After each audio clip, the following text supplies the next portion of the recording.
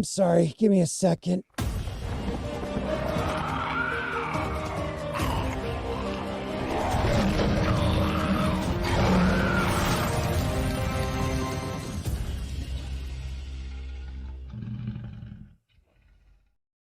All right. For some reason, we are not live on Rumble. I did something wrong. I thought you just had to do the one key that one time, and now for some reason, it's not going live. So I screwed up. So we're not on the Rumble right now. I apologize to anybody over there who can't hear me saying it.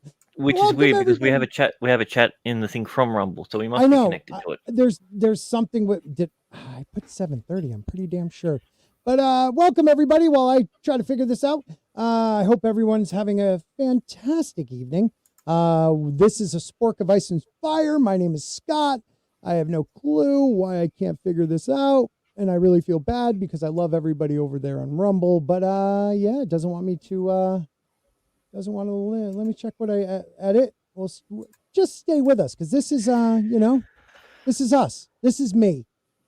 You sure about that? Because it says you're live. Today's the 29th. Yeah, but it's not coming up. Maybe getting ready to Rumble. Which is weird because I'm watching us right now live. Are you really? Okay, so I guess it's live. It's not showing me live, but all right, I'm happy with that then. If you can watch it live, and if you're on Rumble, if you're on Rumble, please comment so I know you're live and there and protected. So let's start this all. Hold on, we're starting over. Ready?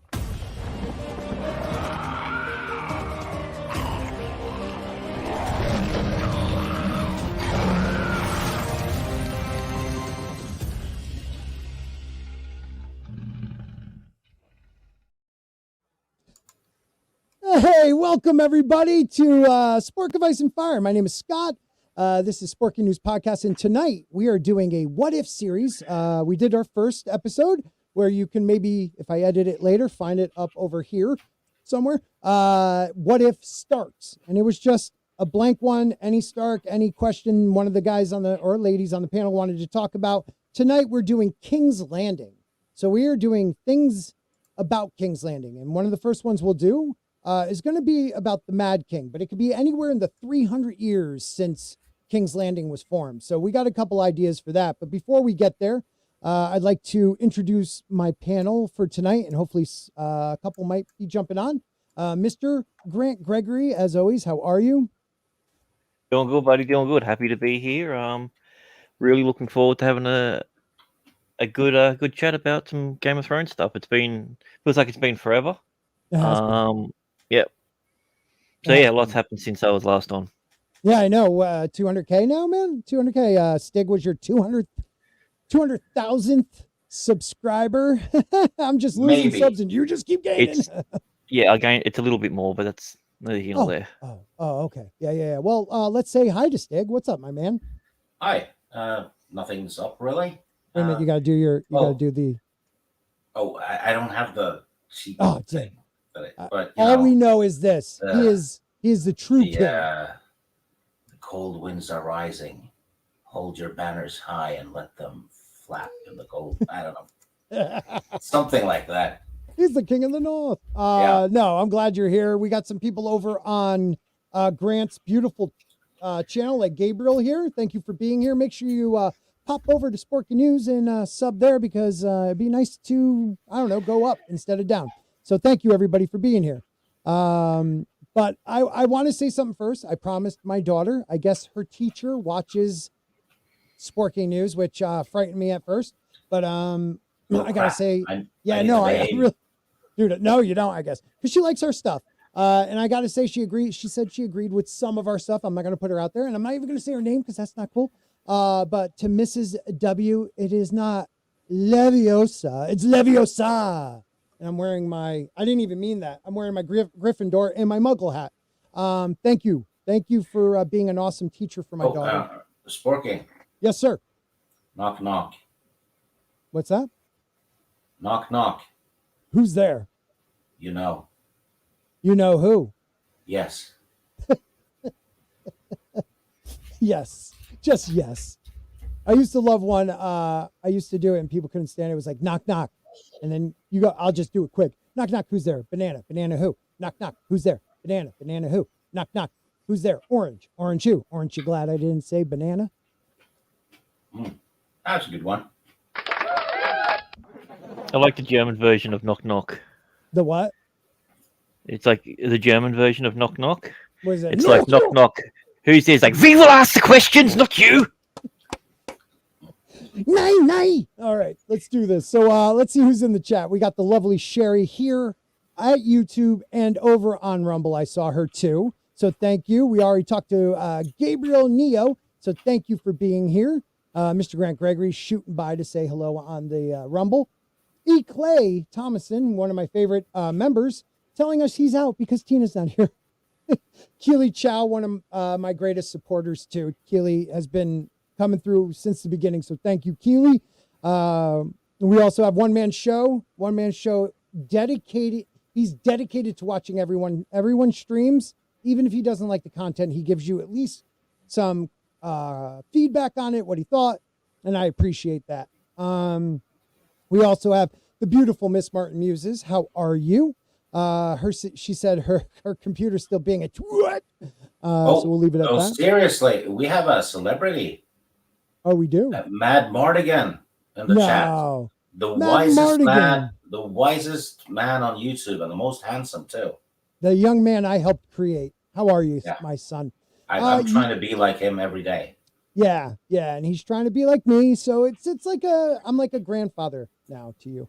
Matt is here. He's a beautiful human being. Brian is here too.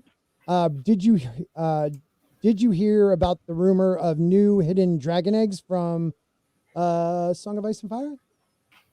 No. I heard Brian McCann mentioned it in the chat one time, like 30 seconds ago. Yeah. You know what?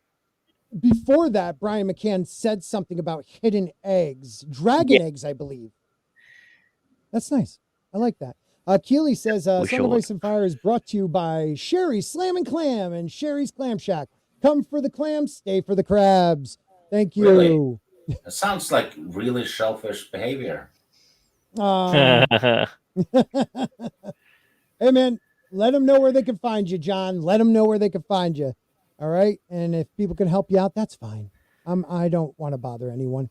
And you're not a bother if you know Mr. Grant Gregory. Who else is here? Free Folk. Why aren't you on the show, bro? Where are you? But all right, let's get into it. You got the link, my friend. Is that Stig? Oh, I'm going to actually watch the stream this time. See? I would too. I watch reruns of Matt Mardigan stuff. It's amazing. Yeah. I could do his stuff. Watch this. Ready?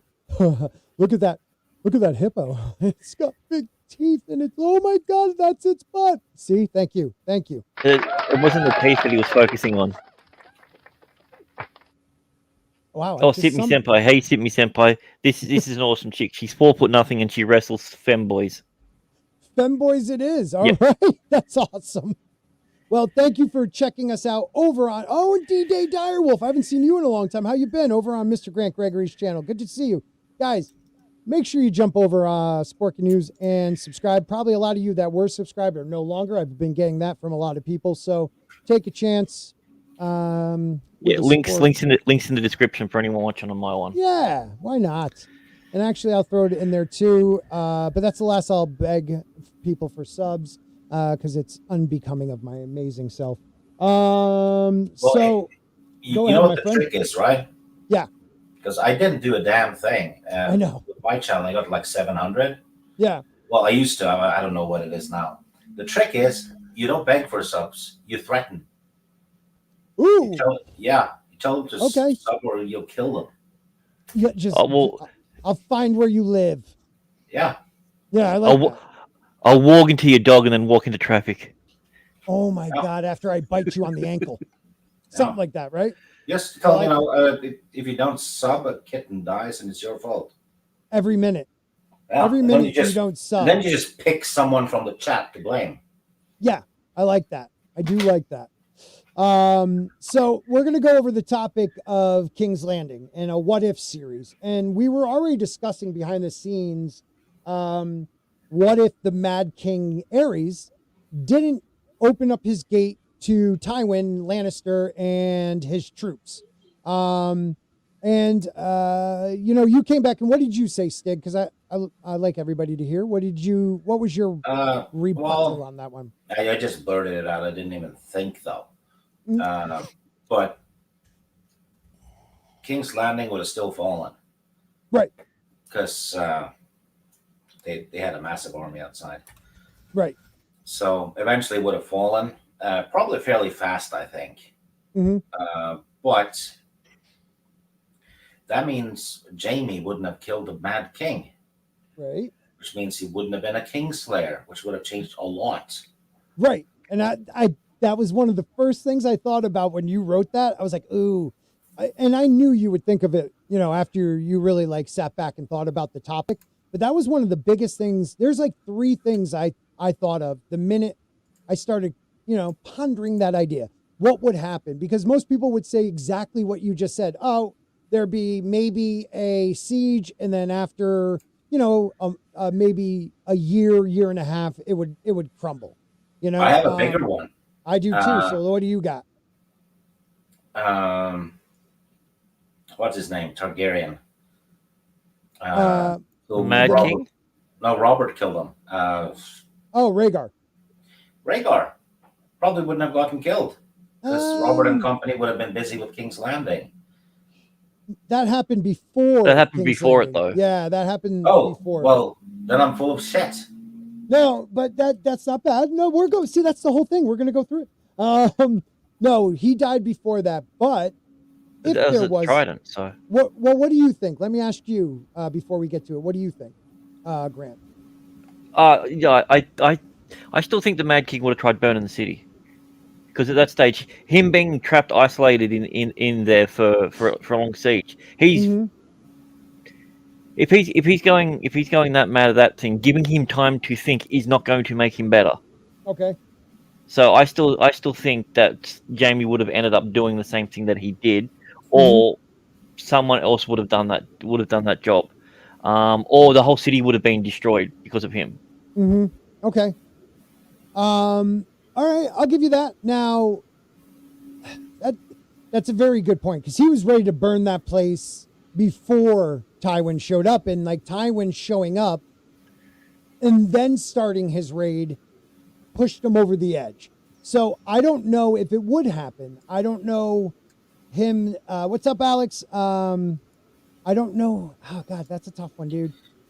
What? Let's ask the chat. Would Jamie have to kill the Mad King, King Aerys, because he still would try to burn the city down? Do you guys think he would or not? What do you think?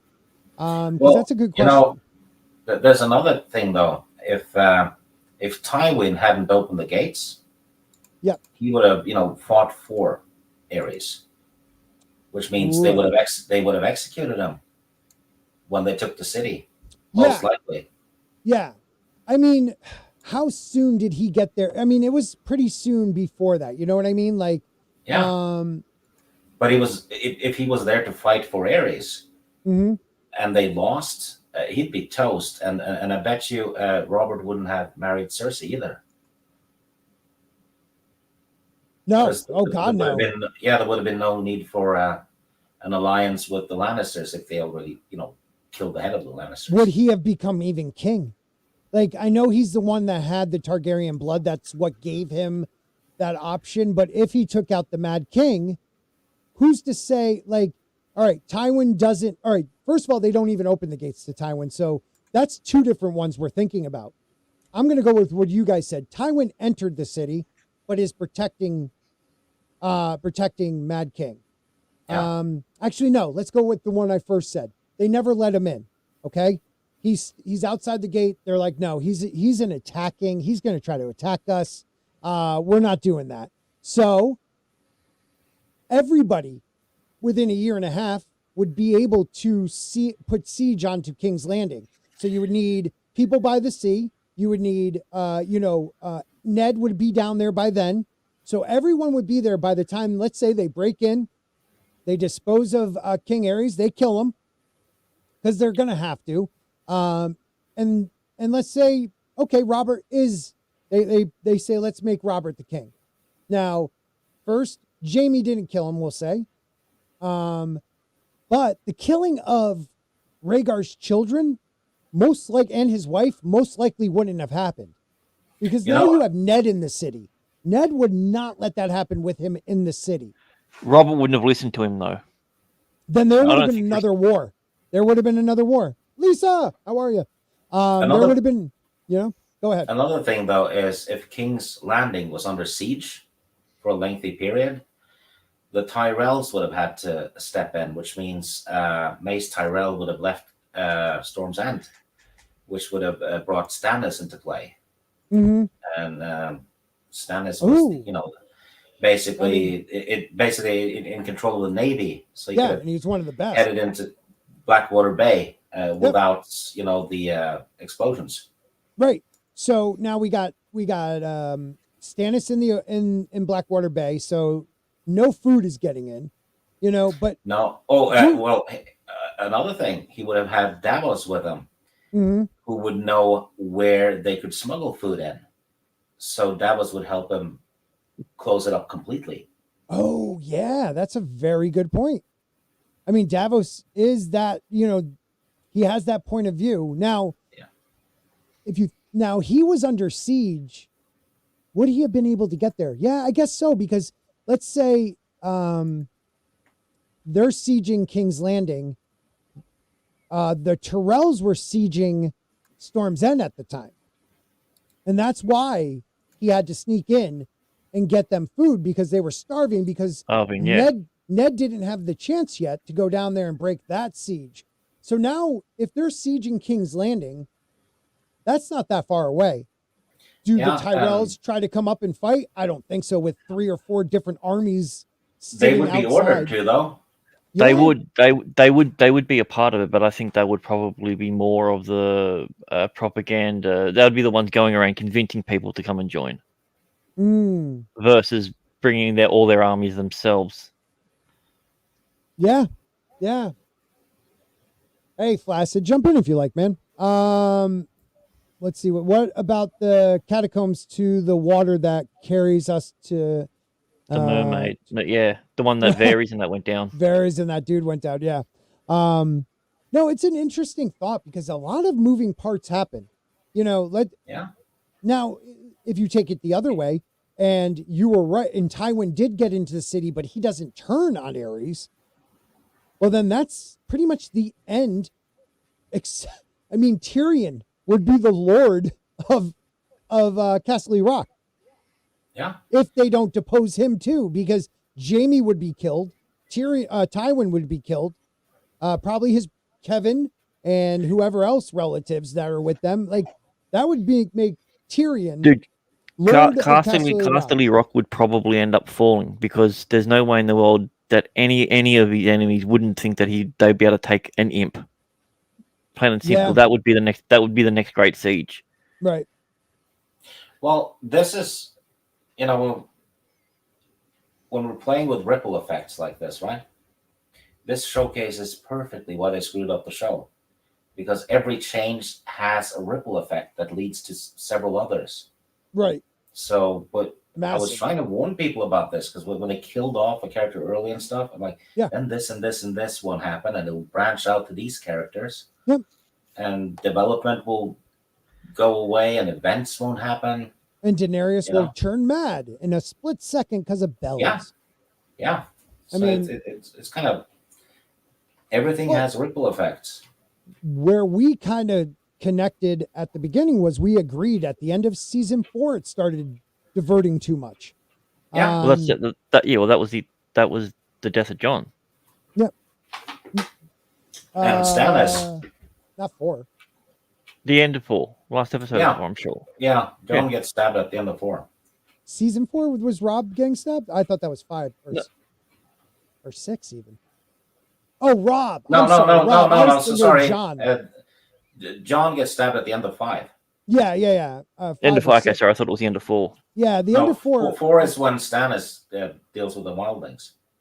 Right. And isn't also the fight with Arya, the Hound, and Brienne? Is that the end of 4? Yes. Right. Yeah. See, Brian's always on top. Death of Jon. Yeah. Oh, thanks for saying that. I appreciate that. And the chat is even nicer over at Sparky News. Don't give Grant all this time, guys. Come on. I love this What If series. And it doesn't, there are streams where people will have this like perfectly mapped out, but with a What If, you can't, because you'll bring up something I didn't think about, because there is such a ripple effect. Like the Tower of Joy, does that even happen? Does Well, that has to happen because that's the prerequisite to Robert's rebellion. No. I'm saying the Tower of Joy, where Ned goes to the Tower of Joy. Like, we'll even have an opportunity because they're putting siege to King's Landing. Also, we don't know what happened there at all. No, I don't think that's true. I'm only going by the show stuff. True. Yeah. Well, it looks like Mance Rayder's Arthur Dane. I think Sporky agrees with me on that. What's that? That Mance Rayder is Arthur Dane in the books. Yes, he is definitely Arthur Dane. I'm 99% sure of that. Yep, I agree.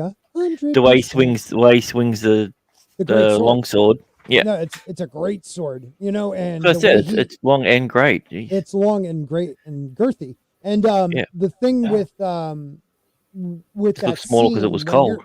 Yeah, it is the North. When they're fighting, when he's sparring John, like John literally said, he's a different person. He became a different person because Arthur Dane can't hide that. The truth. I think it's is it Sirio or somebody else who's like, the truth of a person comes out. Like the dance of a fight, you see the truth of a person. So it's the muscle memory. That. It's the years of survival. You can't just turn it off. Yeah, you can't hide that. And Jon Snow is the best swordsman at the Wall. Yes. And Mance Rayder annihilates him. I mean, annihilates. Like, makes it, I mean, to the point where he was like, I can't keep up. His hits are too hard. Like, he was starting to panic. It's almost as if he knows nothing. Yeah. That was good. You know what would be fun if it had been Jon losing the nose instead of Tyrion? Like, he knows nothing. Rubbing it in. He's nothing knows. His nothing knows. So this is why we do the what ifs, because it is exciting. And if you think about it, so the main story goes like this. By the time Ned gets to King's Landing, the kids are dead. He gets mad. Him and Robert get into a fight. He leaves to go break the siege of Storm's End. He breaks the siege of Storm's End pretty quickly, helps Stannis be freed, and then he moves on with a group of his guys to the Tower of Joy. Well, now if you don't, you have to actually put siege to King's Landing. Question. Yeah. He breaks the siege and frees Stannis. Maybe he had a specific reason to free Stannis specifically, right? Oh, are you saying that he was trying to do that back then? Mm-hmm. For him? Yeah, I think Ned and Stannis have a bigger relationship than we know. Oh, are they a couple? What's their shipping name? Yeah, no. Oh God. It's Nedis. Nedis. Nedis. Or Eddardus. Eddardus. Oh, that's because we know that Ned most likely was communicating with the Wall, mm-hmm. and Benjen and Aemon and all that stuff. Yeah, and Stannis immediately goes to the Wall when after something happens. Yeah, and then he talks to Mance Rayder, who has been to Winterfell over and over and over again. Yep. Talking to who? Right? Well, I mean, you just take Benjen's first appearance in the book.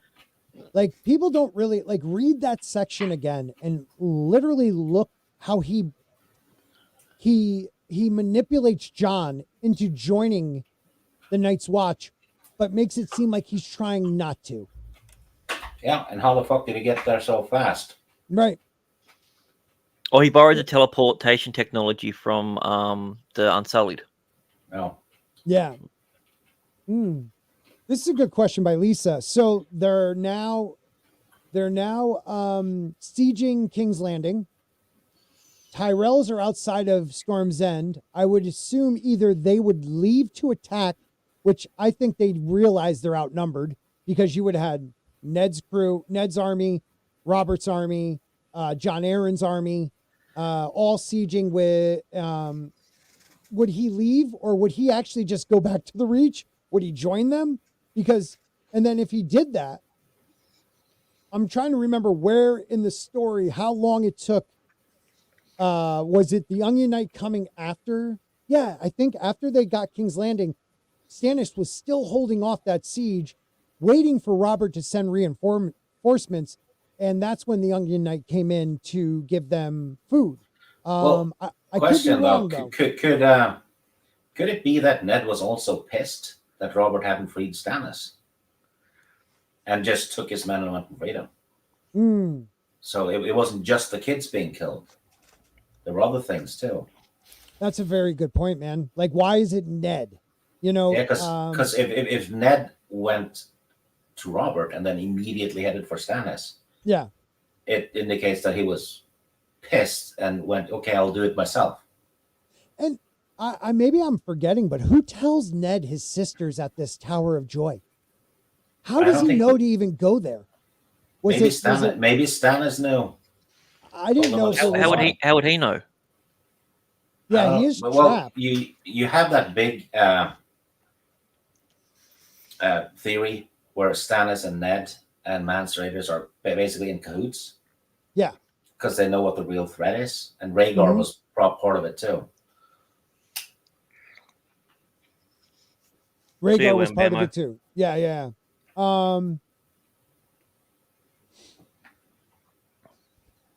There is some things to think about there. That's the thing about, like, I have a hard time believing Ned's a part of some big secret network to protect. I get that he might know and might do what he can to protect his people and everything, but I find it hard to believe that he would be a part of some big overarching secret like that. No, I mean, he's overarching secret with John. Yeah, but that's a family issue. That's still in-house. Okay. So is it though? Well, he believes it is, or we believe that he believes it is, I should say. I mean, we have been in his head. And in his head, he believes Rhaegar is dead. I believe that. Now, but on the other hand, I do believe he has something to do with Mance Raider. Dude, that's what he is. He dyed his hair. It's Mance Rhaegar. You've just blown it wide open. Boom! Eat that, Reddit. No one's looking for a Targaryen above the wall, are they? No. Well, a lot of people believe he is, but I think he's more of Arthur Dayne than anybody. Well, if he's going to be somebody, we should do a stream about that theory, though, because there's a lot to dig into with that one. Yeah, no, I think it was was it the Order of the Green Hand that had it? I think so. They might be one. Glidus also did something very similar to it. I'll shift X. Sorry. With the Mance Radar one. Yeah, it was a who is right. Yeah, he did. You're right. I'm just gonna say who is Mance because now you got me saying it in my head. Yeah. But is it Benjen that tells him about the House of Joy? Jeez, what is going on? Tower of Joy? House of Joy. It sounds like a Chinese food restaurant. Do you want to have the dim sum at the House of Joy? Well, yeah. The Three-Eyed Raven, who I still don't believe it's the Three-Eyed Crow in the books. And I still don't. They're all casting the one character, the one actor to play all three roles. So if this is supposed to be the definitive storyline for it, right? Then there goes all the good theories out the window. That would be so messed up, dude. Well, it's. I'm pretty sure the Three-Eyed Crow was in cahoots with Aemon at the Wall through the Ravens, and I think that's why Aemon went north after Blood Raven went there. Yeah. That was, I mean, his excuse was, there was, 3 brothers ahead of him, and to make sure there was no infighting for the next king, he decided to become a maester. But even when given the chance to be king, he was like, "Nah, let my little brother Egg do it. I got to stay up north." Yeah, it's off. Because I don't think Egg would have started a war with them. Mm. Yeah, I don't Yeah. think so either. Yeah. No, Egg would have honored it. He's his older brother. Yeah. He loved him. Like, and everyone's like, "Oh, he did that because he loves his brother and he already was a maester." It's not, there is nothing in the, that I know of that says you can't step down and say, "I'm leaving being a maester behind." It's not a religious order. Like it's an order of knowledge. So you could step down. You just no longer are considered a maester and part of that brotherhood.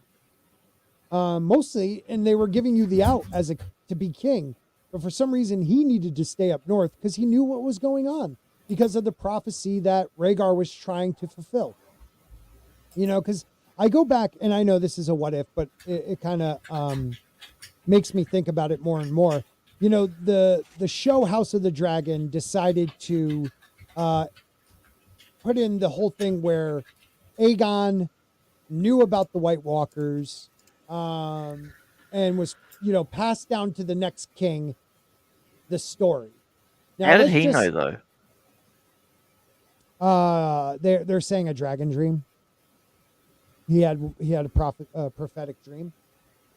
He was a dreamer? Yeah, he was a dreamer. Yeah, that's in I'm looking at a personal thing. That's in Mr. Grant Gregory's. Yeah. Give me a second. Please do that. I'm cool with free speech, but let's not be a jerk. So this is something I was thinking about too. So let's say Aegon does that. He passes it down to his son. Then, him and his brother, blanking on everybody's names now. Aenys and everyone thinks he's a terrible king, but he was probably saved them from the faith militant. Darren? No, Maegor. Maegor. So let's say Maegor knows, and then Maegor, for some reason, somehow even though he dies suddenly, it gets passed down to Jaehaerys, and then Jaehaerys, do you think Maegor believed that the sect had something to do with it? I just think Maegor knew that the faith was coming after them, that they did not want Targaryens ruling the land because Old Town should be ruling the land. Yeah, I get that. That makes sense. But with this stupid retcon, do you think that's the reason why he did that? No. Yeah, I guess you have to, but no. But then how does Jaehaerys know? Because he dies suddenly in his chair, not knowing who's going to be the next king. But let's say Jaehaerys knows, and then Jaehaerys passes it down to Viserys. And then Viserys, we see in the show, passes it down to his daughter. Somewhere in that Dance with Dragons, it has to be lost. But yeah, we know he doesn't pass it down to his son. Right. So he doesn't know. Now, somewhere in the show are they going to meet? They're going to have to make them meet so she could tell him? Like, it makes no sense because we know what happens. And I'm not going to ruin House of the Dragon for people, but by the end of it, Aegon III is king. That's in, the book. So sorry, I jumped ahead. But by then, Aegon III, I'm not going to say which side he's on, but he is king. All right. Now, there is no way with a year and a half of people just dying, he knows about this. So what happens then? We get down to is that when that would have to be when it's lost because right. Nothing else tells us that anyone knows anything about it. It's become legend. It becomes legend, but there are a few kings that you believe figure something out because you have what's the one that went through? All he wanted to do was read scrolls. It's not Maegor. It's Oh God, Makor? No, not Makor. It's not the religious one. But there's one. I can't remember what Targaryen king, but I mean, he was bookish, very bookish, and I believe he found something about the prophecy, but I don't think he even passed it down. It wasn't until we get down to Maester Aemon and already knowing because Rhaegar talks to him about it, and it seems like he already knows, doesn't it? Seems like he already Thank you. knows. So, and you know I what I don't, mean. I don't know So, which king you're talking about, because I always thought it was Jaehaerys was the one that wanted to read all the time. That's why right. he'd get kids coming reading to him. Like, No, it wasn't Jaehaerys the first I'm thinking of. Was it Jaehaerys the second that's a bookish man? Let me look that up real quick. And if you know in the chat which king I'm talking about. I'm not too sure. I mean, he's described as bookish. It's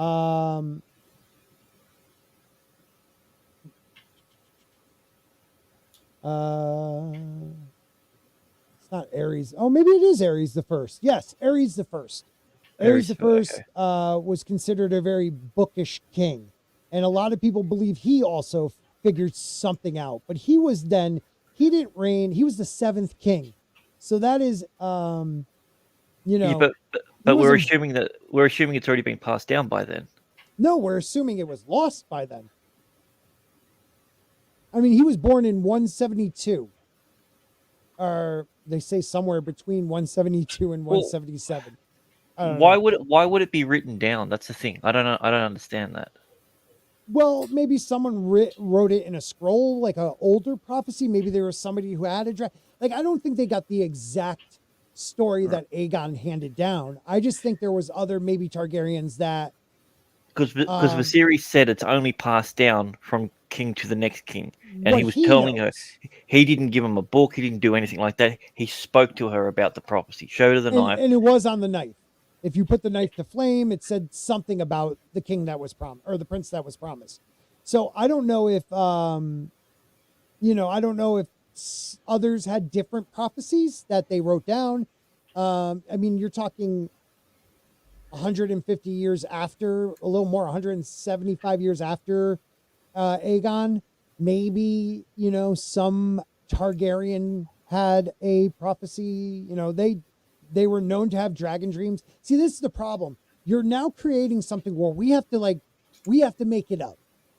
Because we don't know, like, what did Rhaegar read? Okay, we know Rhaegar read something where he came out into the yard and said, I now have to be a warrior, and he asked to be taught the sword. But we have So you think he learned about the White Walkers? Oh, yeah, definitely. He learned about the prince that was promised and what was going to come. Oh, definitely. I don't know if he knew what they were, but he knew there was something coming that was going to be the end of the world. Well, question though, maybe knowing that, maybe they tried to create the prince that was promised. Well, I know by using the right bloodlines and. Well, we know that for a fact, actually. The Ghost of Hardhome, when she was the friend of Jenny of Old Town, she gave a prophecy, a prophetic reading that said the prince that was promised will be of the bloodline of Ares and his queen. So the brother and sister of Aegon the Egg, his kids. So it was Ares, the Mad King, and his wife. So Rhaegar must have read that prophecy or something about that, because if she gave that prophecy and then Egg believed in it so much he made his son and daughter marry, it must have been written down. Because I thought that was to do with the ghost of Highheart.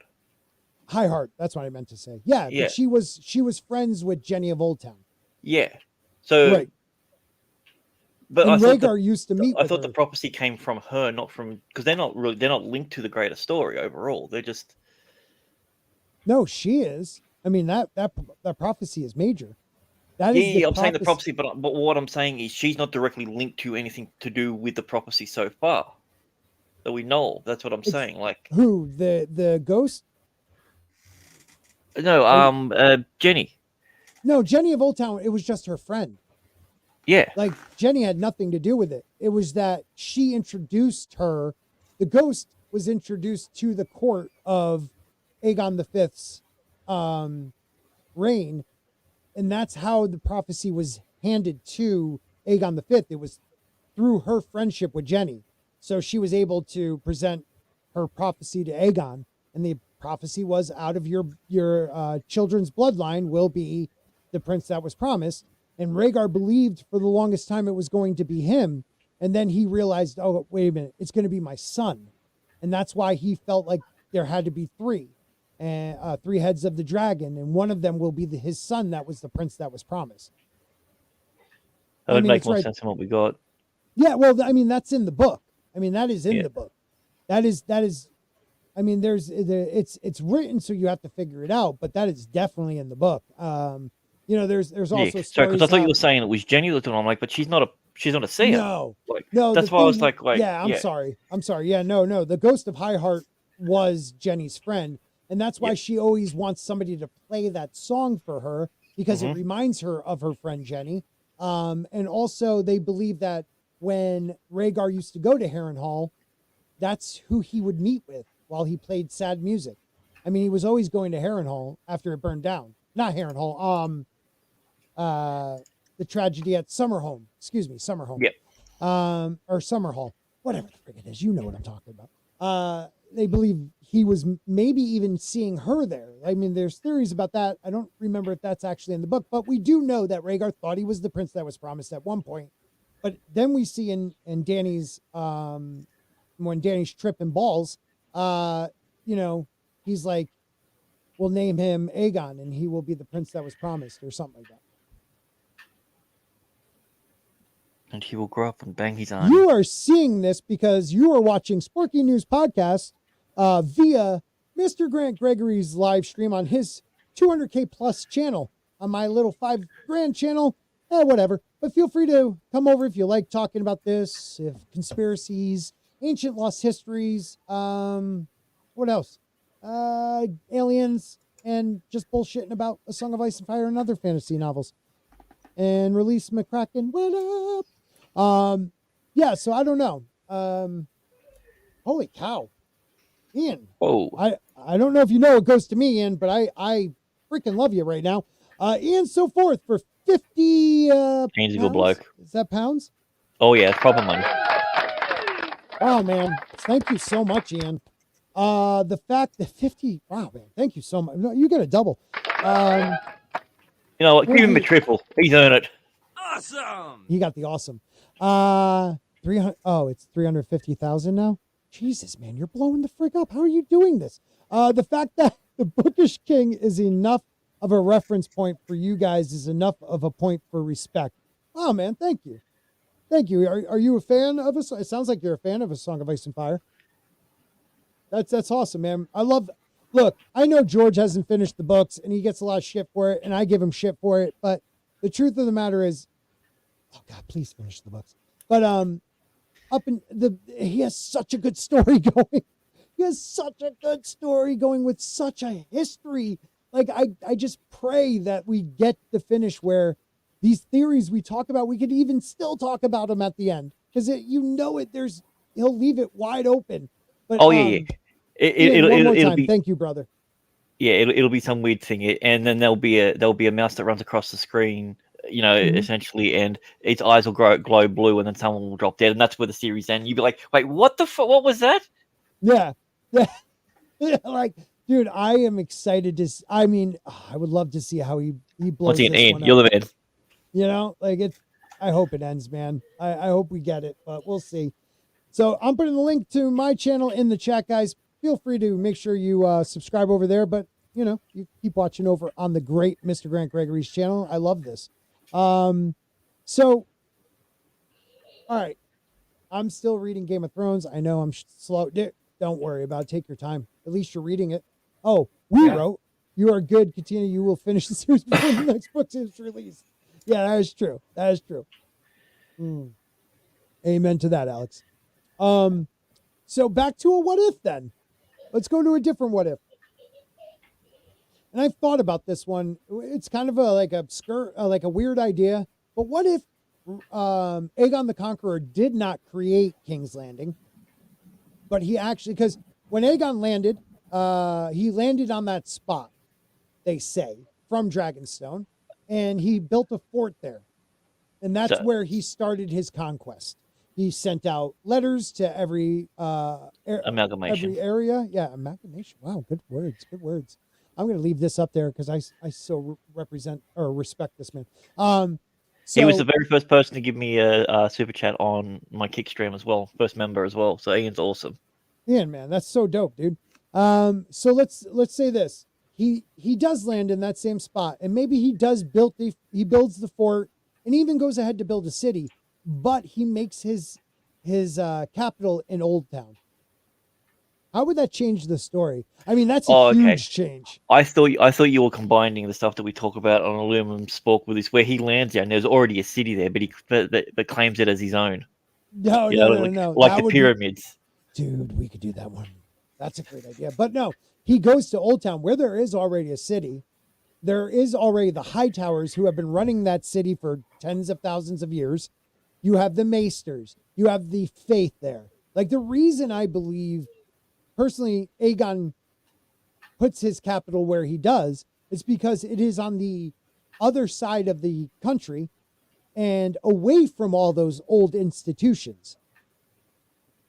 I think if we're gonna go by the fact that he has all this knowledge about what's gonna happen in the future and everything like that, he's not gonna start a war like that. He wants to build and prepare. He's not gonna aimlessly start something like that against him before he's even got a footing in the ground. Right.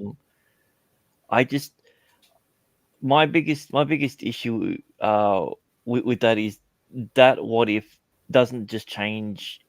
There is nothing that's the same after that. It's too big. Broad. That's what I was wondering. It's too big. Like I mean, you're talking about the earliest settlements from the most powerful family that's going to be around for ages. It's hard to tell what would happen. Like, would his bloodline wouldn't even be the same.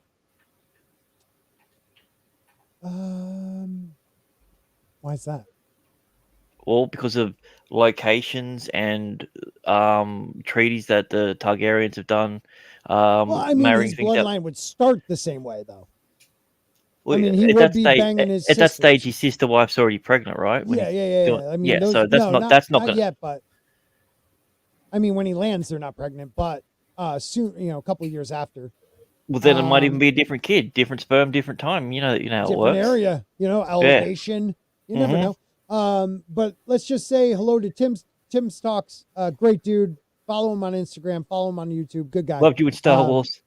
Yeah, he looks like him. So there's another theory. Okay, not a what if right now, but another theory I have. And I don't know if someone talked about it recently. It made me rethink about it, but I think Stig and I may have talked about this a while ago. The last king of the North bends the knee. I think, was it a Rickon? I can't remember his name off the top of my head. No, it wasn't a Rickon. I'll be back in 1 second. Yeah, take your time. But when he bends the knee, many say, there was so many times where, so you got the Starks and you got the Targaryens. They set up camp. I think it's at Moat Cailin. And there's like overnight or 2 nights, they are sending messages back and forth. And then there is a meeting. And then he bends the knee. And I believe that there was something talked about. If we're going to believe Aegon knew, see, this is where I believe Aegon would have been told about the story of the others. Because at that time, I believe the Starks still knew about it. I don't know. So, if we go by what now the House of the Dragon and George wants us to believe, Aegon already knew about it. So maybe they were communicating about, look, I have to be here because we are waiting on you know, the long night to happen again. There always has to be a Stark and Winterfell.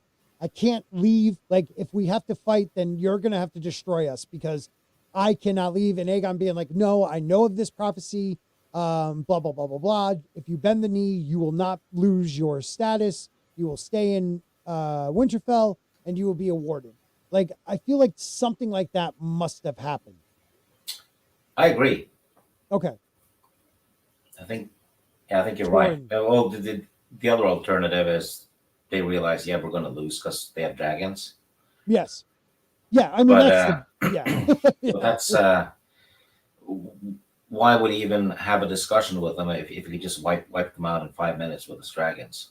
Right.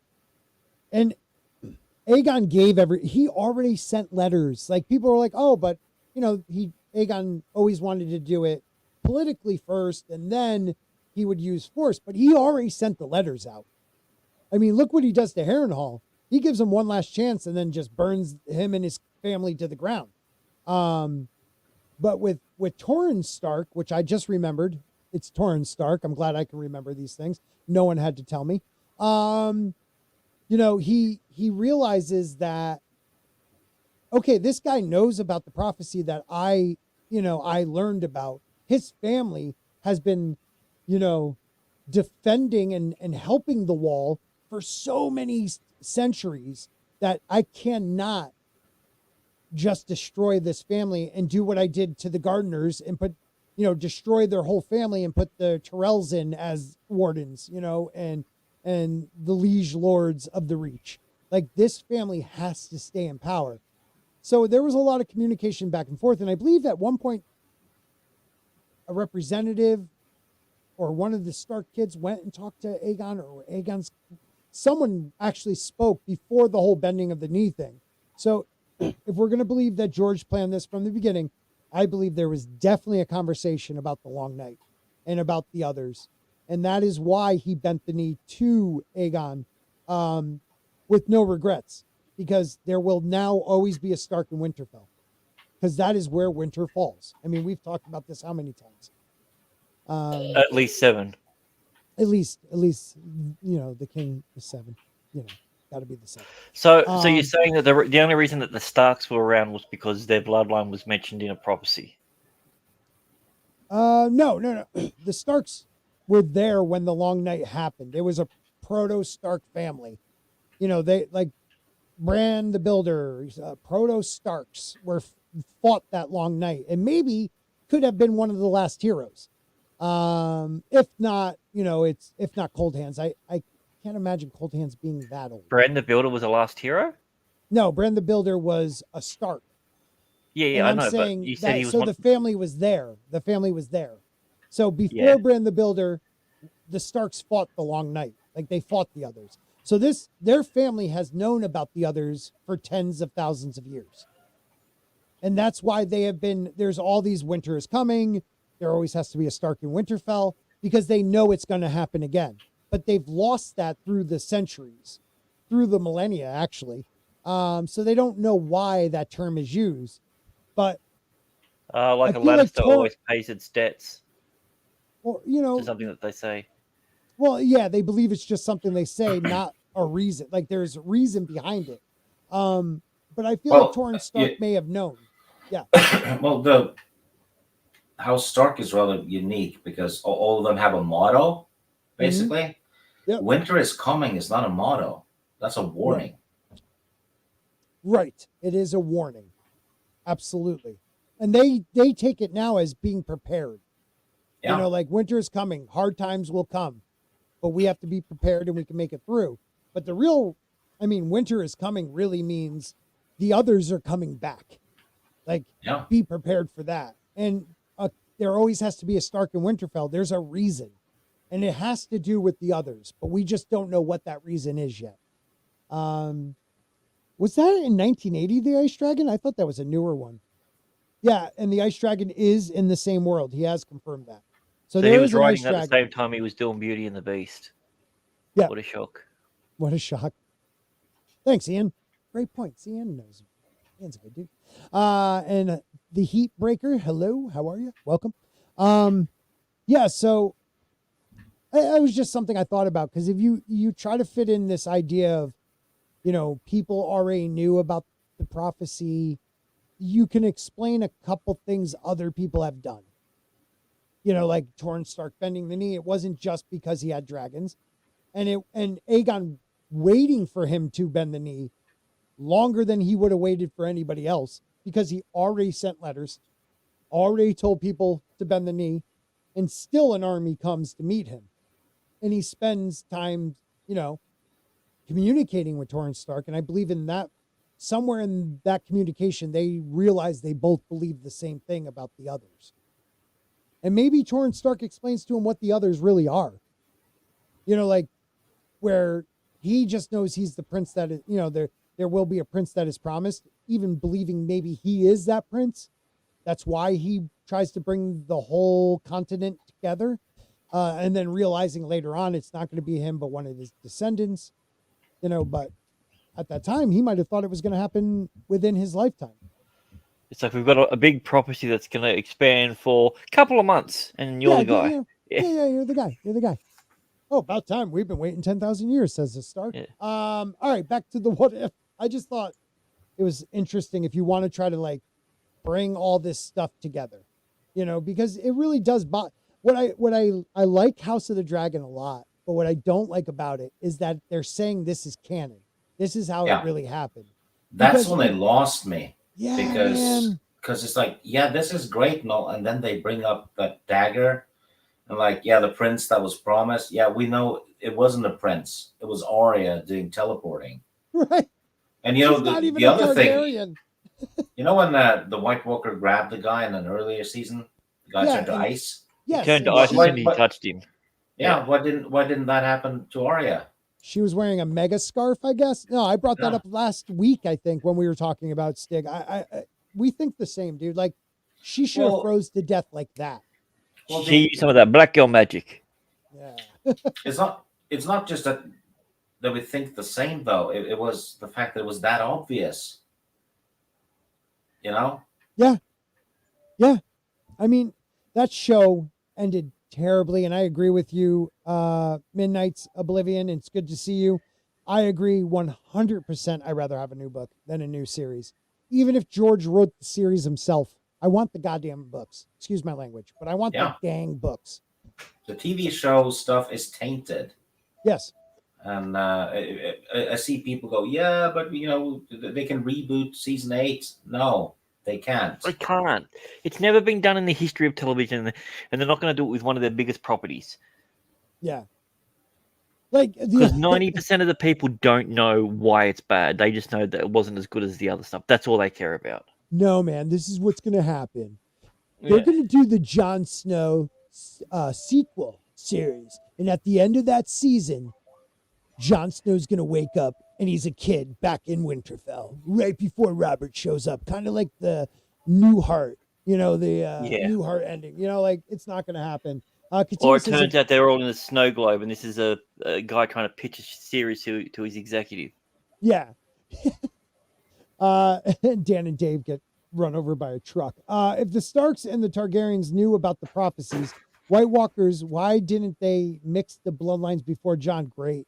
I mean, actually, there was supposedly a pact between. That's another part of it. Like, maybe they made that pact that there was supposed to be marriages or something between the Targaryens descendants and Torrance Starks. There was also another pact during the dance. I mean, there was quite a few pacts made where there was supposed to be a mix of the bloodline. And it didn't happen until some dude cheated on his wife with his other wife, I guess, because they were married, they say. Valid point, Katina, valid point. I mean, this going back, like, I love the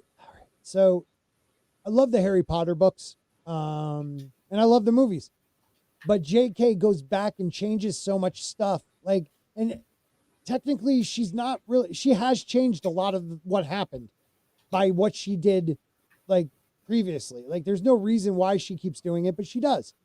This is what George is trying to do, but it's harder with this series because, like, you're trying to tell us Aegon knew about the prophecy, but there has never been a hint about that. Not even a hint. Definitely, Dumbledore wearing robes all the time. Like, yeah, okay, I can see he's gay. But I'm sorry, Aegon knowing the prophecy, like, no way I would have thought that. I just thought he wanted to make the land his, make it one. It's a tough sell to me. Well, when you retroactively change lore, you run into all kinds of problems. I mean, all you have to do is look at Star Wars. Yep. Changing the lore retroactively messed up the whole damn thing. Yep. Well, especially when you've got something as detailed as what he's done. If you've got a very vague story, you can go back and change it because nothing has been said. But but he's going back to the very beginning of essentially the entire story and changing motivations and everything, right, from a character that's already set up. And he wrote the story without those motivations in mind initially. That's the problem. If you talk to the stands, exactly. If you talk to the stands, they'll tell you, "Oh no, he always meant to. He brought it up years ago." Then he should have wrote about it. That should have been the story. When we heard about Aegon, it should have been about him doing the stuff about the prophecy because it was around the same time we were learning about the prophecy. I sip. Yeah. So you see me. And hail to you, my friend. Off to work. Take care, my friend. You too. Brian McCann says sequel series. We find out A Song of Ice and Fire was a story told by Nan to Bran Stark before the series takes place. We see a crow with 3 eyes at the window laughing. Oh shit, that would be fun. That would actually fix it. That would fix it. Then he drops dead from falling out of the window. Or you're gonna say, Stick, that would fix it? Yeah, that would actually fix it. Seriously. Yeah. Crows always And then he gets lie. out of the shower with Patrick Duffy and he said, I had the strangest dream. Right. It's just, yeah, it's hard. It's hard to believe that. I just don't believe George when he says, yeah, that was always in my mind that Aegon did that because he knew of the prophecy. But I mean, he may have known. But not in your books, George. It might have been in your mind, but you never told us. Right. Yeah. I mean, we don't even know if he ever knew of Azor Ahai, the prince that was like, we don't know if he knew any of those prophecies. Well, there's no hint of it. I'm thinking maybe Bran will catch a glimpse of it if he looks back in time. That's the only way you could fix it now in the new book, right? Yeah, but I don't know.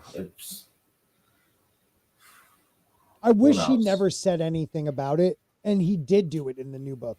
Because then that would be like, oh my God, that makes so much more sense now. Because what is, they were on Dragonstone for 100 years. I understand Dragonstone is pretty bare.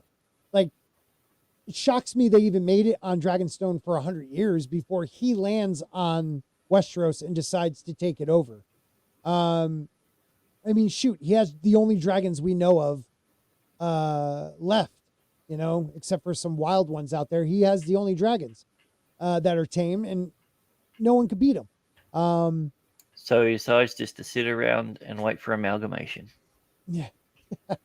It would make sense. That's why he puts the 7 kingdoms together, but we don't get any pretext to it. We get no hints in a world of ice and fire and fire and blood. We don't get any of that.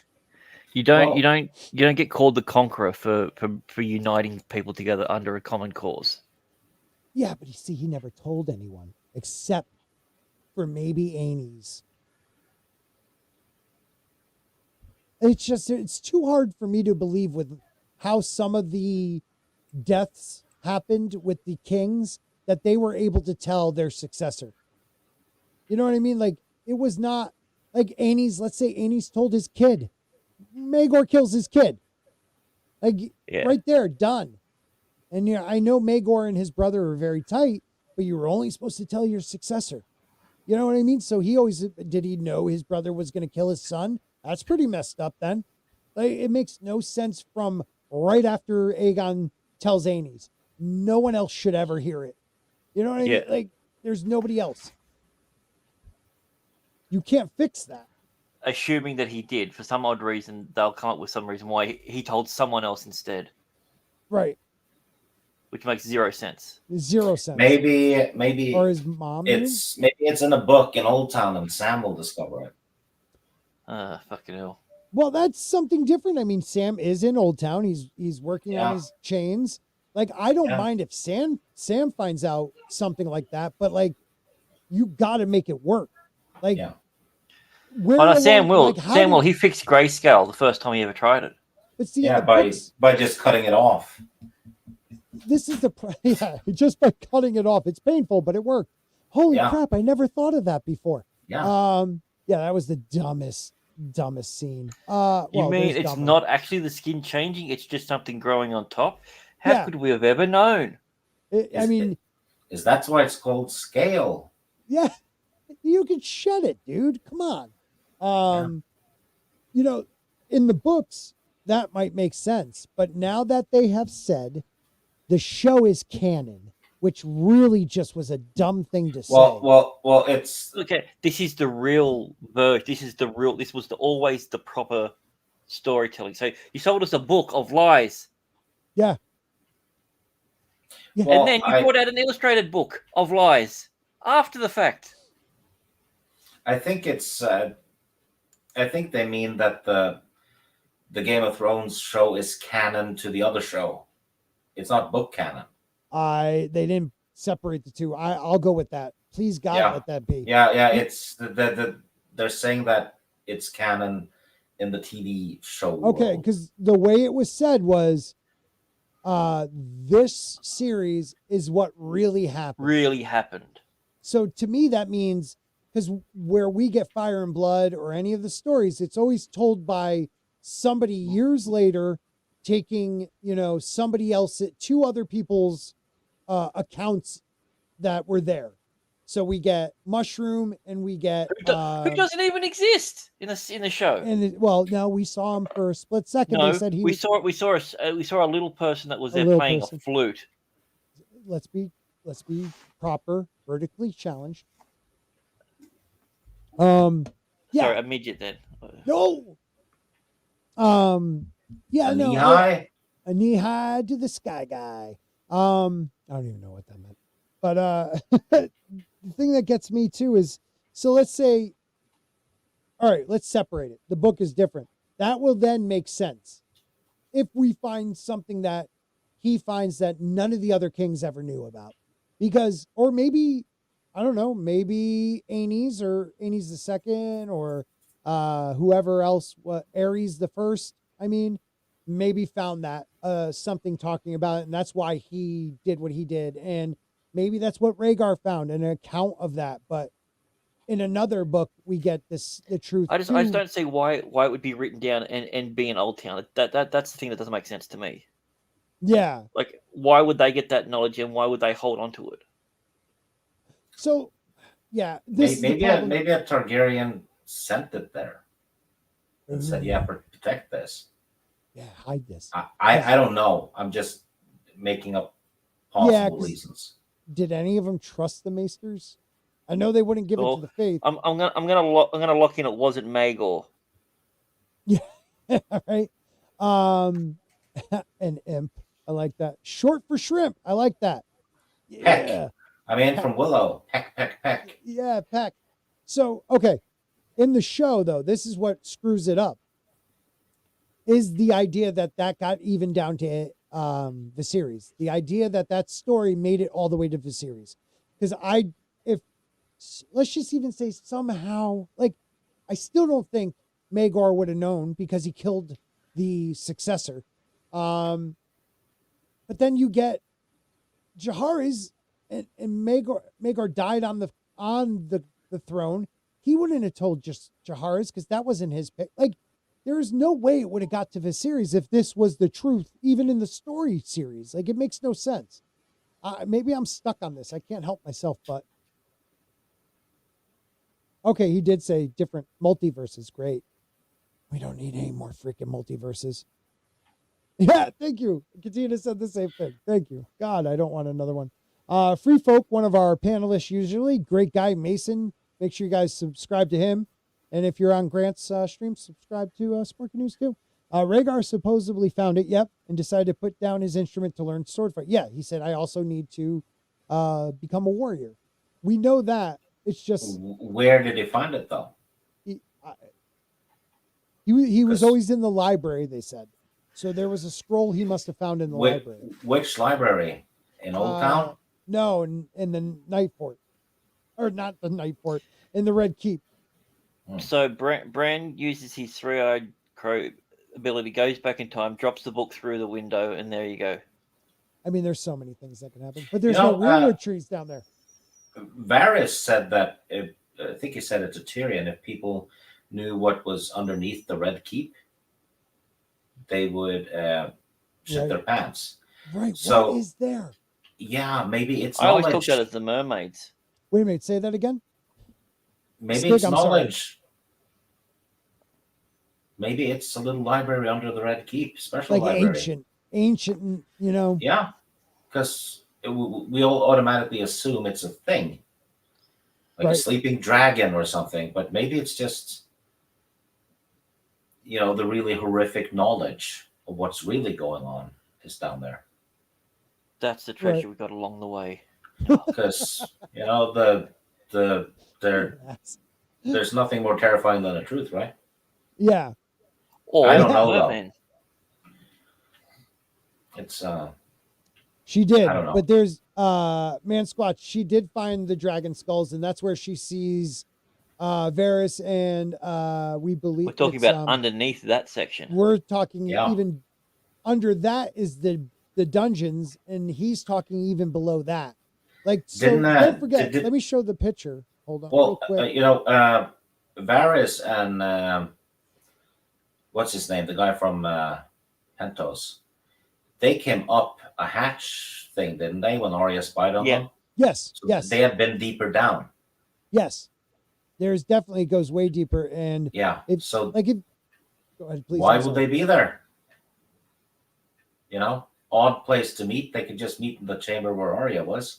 Yet they've been deeper. It's like Varys has a little lair down there. Yeah. Well, I'm sorry. Let's take it down your thing right here. If you look at the Red Keep, now this is a different depiction than others, but others show it more up on a hill. I mean, Maegor's Holdfast, the Red Keep, is supposed to be up on a hill. And I'll find that right there. Oh, what's up, Basco? Greetings to you, sir. He says, under the skull might be dragon backbones, and under that would be dragon feet, and maybe turtles. Dude, if there's massive turtles, that would be dope.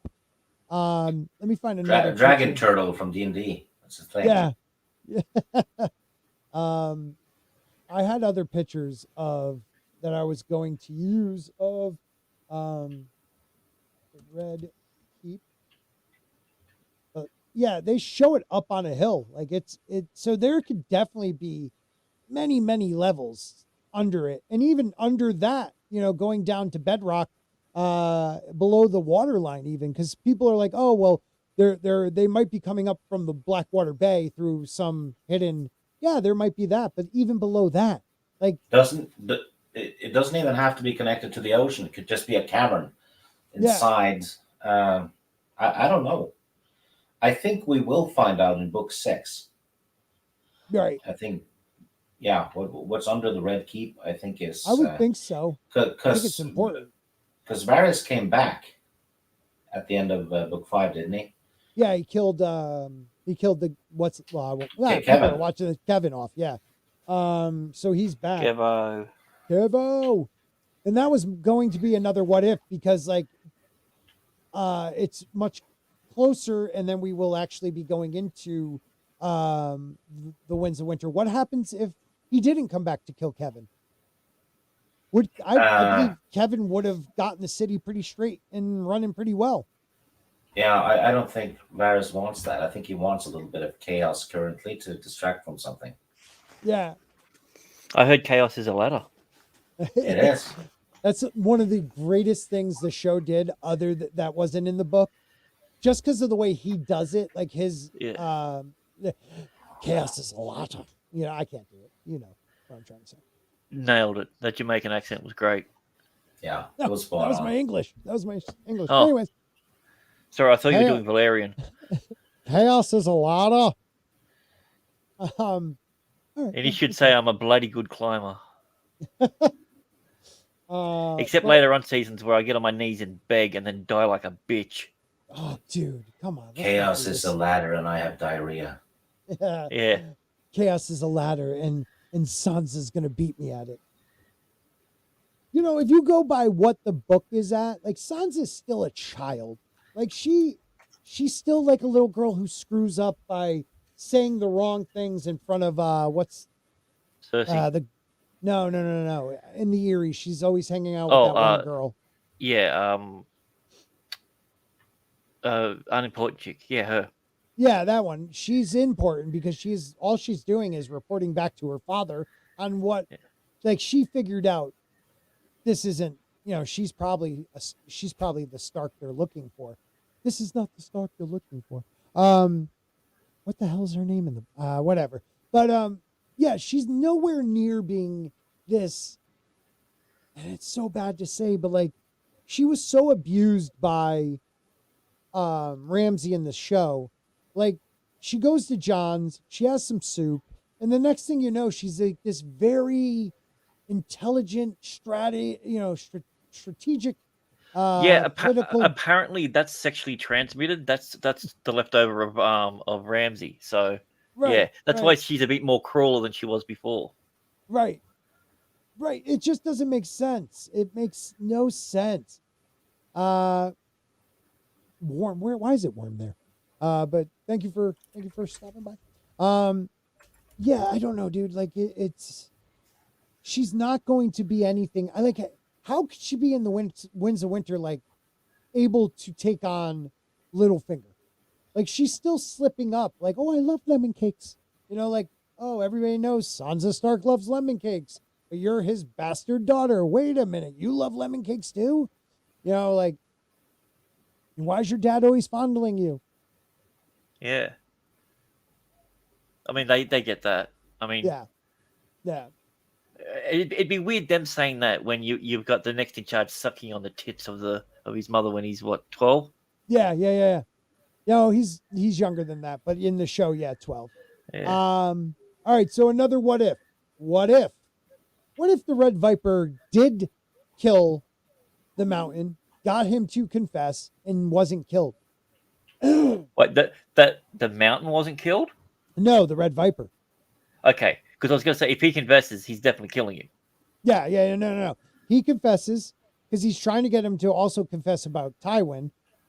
So let's say he confesses everything he murdered on Tywin's. Boom. It's funny you should mention that. I have a video coming out about this very thing. I think nothing would have happened. I think Tywin would have just said, "Yeah, the guy's just admitting to anything, so he won't get killed." Wait a minute. Okay. So you think would he kill the Viper? I don't know, but it's the word of a crazy knight against a lord. Right, about to be killed. Yeah. So I think whatever Tywin, if Tywin just denies it, I think that would be enough for whoever's to judge the situation. Right. I think for the Red Viper, I believe, you're right. Like people, but at least it would be said out loud where others who thought that could have been true now believe it. But where does he go after that? Like, does he leave King's Landing and go back to his brother in Dorne? Like, now you have his Sansa daughters under his control. Like, I think he'd get assassinated. No, I think they will try, but I think he will.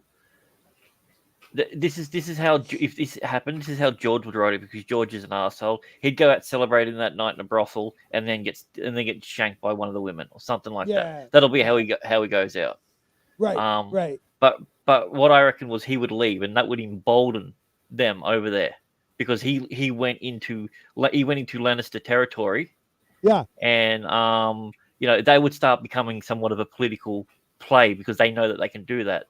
You have the guy who's not in charge that went over there, did what he needed to do, avenged, their family's biggest, tragedy. Yeah. I think he then makes a play for the top position over there. Also, that's a good idea. But Lisa brings up a point I didn't even think of. Tyrion would have won. He wouldn't have gone to prison.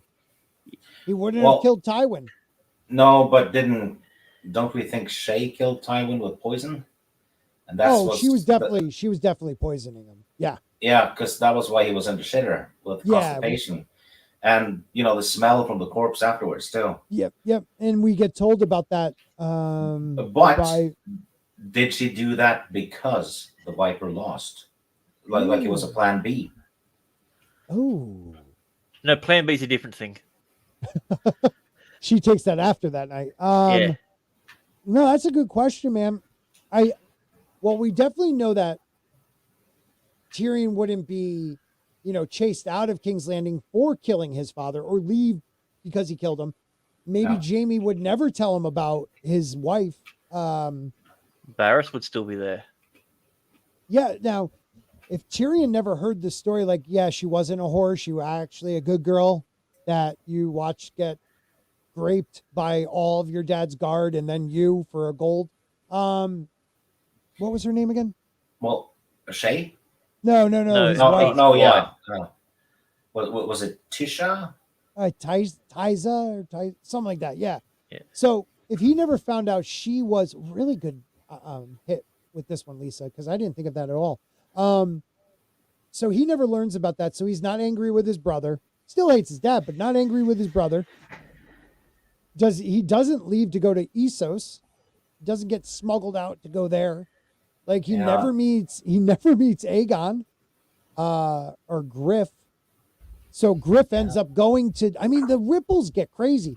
Griff doesn't go and try to conquer Westeros on his own. Aegon, he goes and tries to meet Dany. It changes the whole story by one guy living in that battle. Well, not only that, how I went through and looked at where people were and the political parties and alignments and everything, this does do a lot to Cersei. You've also got to remember that now Cersei doesn't have that protector, that bodyguard that's going on, because let's just say that if he did kill him, he's going to do it in the most gruesome way possible to the point where he can't be brought back. Right. So there is no Frankenstein's monster type. Right. He'd be dead on the spot. He'd be dead on the spot. Yeah. He'd probably cut his head off. Yeah. Parade it around. He poisoned him for the reason of, if I lose, at least he'll die with me. Yeah. If he won, he would have been cutting arms off and then kill him at the very Tyrion. I had that Tyrion is sent away. They don't want Tyrion there. It's not a good look having. So it's bad enough when you've got one son that's known as a Kingslayer and another one that's just been acquitted of it. So Tywin gets him up to Castle Rock. That's where he sends him off. But when he goes, yeah, okay, he gets him out of it because that's too much of a. Oh yeah, he can't keep him in King's Landing. Yeah, it's too much of a political stigma because he essentially admitted it in open court, and then got away with it on a technicality. Right, and also if you think about it, even going farther than that, you just tried to have your son murdered. Yep. You can't keep him around. Well, the plan of it is from Tywin. He's not actually going to Castle Rock. He's going up to take the Black, but he doesn't know that. Right. He thinks he's going to Castle Rock. Yeah, but Tyrion's smart enough, and he gets wind of that, and then he comes up with a plan and turns tail. Instead of going and helping Daenerys and everything, he's helping the men of the North. Ooh. Yeah, sorry. I believe that would be more inclined for him to do that, because I think that the way in which he's been portrayed in the book versus the series, right. He has a lot. Well, he was the guy that went up and he stuck around. He did that, and he was making alliances and meeting people while he was up in the North consistently. and he's a valuable target to them, and everyone knows that he just got off. So people will be like, well, he'll take on the moniker of I killed him. He'll take that what do you call it? Yeah, I know what you mean. He would assume that He would embrace it. Yeah, take your take your I killed take your Joffrey. scars and wear it as armor. That way they can never hurt you with it. That sort of stuff. So you think, okay, so he knows that his father's going to make it. So he takes that he's ride. smart enough. He's smart enough to know that he's not going to think and getting a. Dude, his guys are in the mountains. I mean, the mountain folk like him. Yeah. So, like, if anything, he could bring the mountain folk to Rob, because Rob's still alive, right? No, Rob's already dead. Rob's dead. But he could. I have a theory popped into my head, please. And I love these times. I have a sneaking suspicion I'm right. Okay. Let's assume Shay was Plan B. She was there to kill Tywin, right? She slept with him once to get close to him. Yep. Right? But she actually loved Tyrion. She was not lying about it. So that means Tyrion got pissed for Tywin, killing the whore, basically. Mm-hmm. Right? And then he kills a whore that actually loves him. Because it's almost something, George is a bit sadistic. Yeah. Yeah, I think.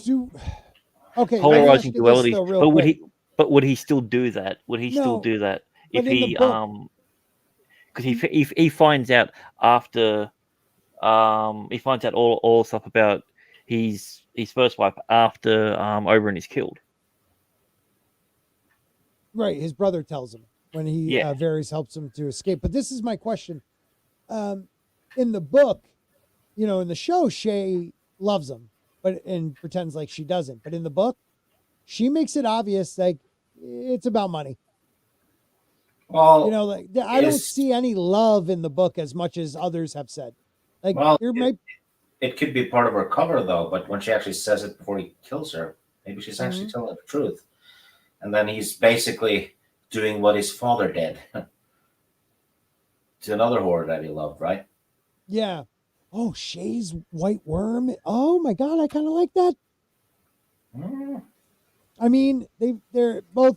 I mean, if you read how they're described, they both are described kind of looking the same. Why not? Well, you're saying she's the exact same character? No, a descendant. Okay. Because she's a cool theory. That's a cool for her theory. age. My God. She's like using some type of glamour. I always thought she was one of the Martells. Actually, she does. I mean, Shay may be part of that conspiracy. There's they have the Dorne conspiracy. Shay could be part of that. I mean, because she definitely poisoned Tywin. I'm 99% sure about that. Right. Because because they mentioned that poison earlier, right, in the books, and it has the same symptoms. It stops your system.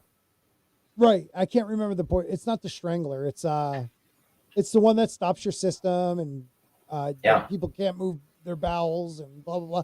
But let's not forget who comes into the city that could give her that poison. And it befriends Cersei, is an ex-maester. You have I'm blanking on his name now. Oh, Qyburn. Qyburn. Yeah. So he could be working with her.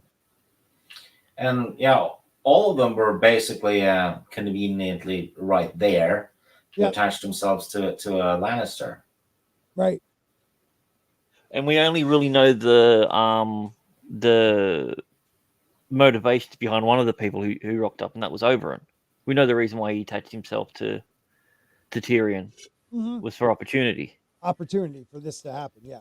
Because I think he was trying to get in close with Varys, because I think he thought Varys was the way to get him close to Cersei and the Mountain. Yeah. I think Bran is going to warg into Sir Robert Strong and choke Cersei. Dude. Because he remembers her from when he got pushed out the window. once all the visions start happening, he knows. Yeah, and that would be awesome. He tends to get a bit feral when he's warging. Yep. And a little bit hungry too. Yeah. Yeah. They have to remind him to eat because he was eating as Summer. Yeah, and he's broken all the warg all of them rules. Has he shagged anything? The first thing we think. He hasn't shagged anything yet, but he's. Oh, he hasn't broken all the rules then. Yeah, he's still got one left. Yeah. So if he shagged a dog like another wolf, would that be like bestiality?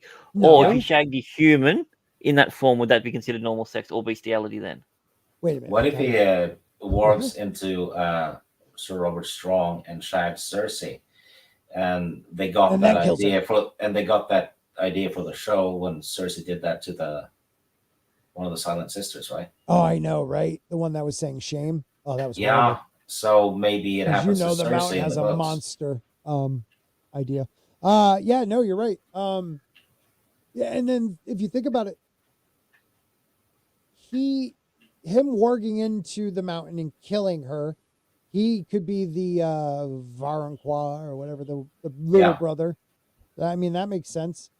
Because he has cause for revenge as well, and he keeps breaking all the warg rules and stuff like that. And I think since Robert Strong is dead, it might be easier to warg into him.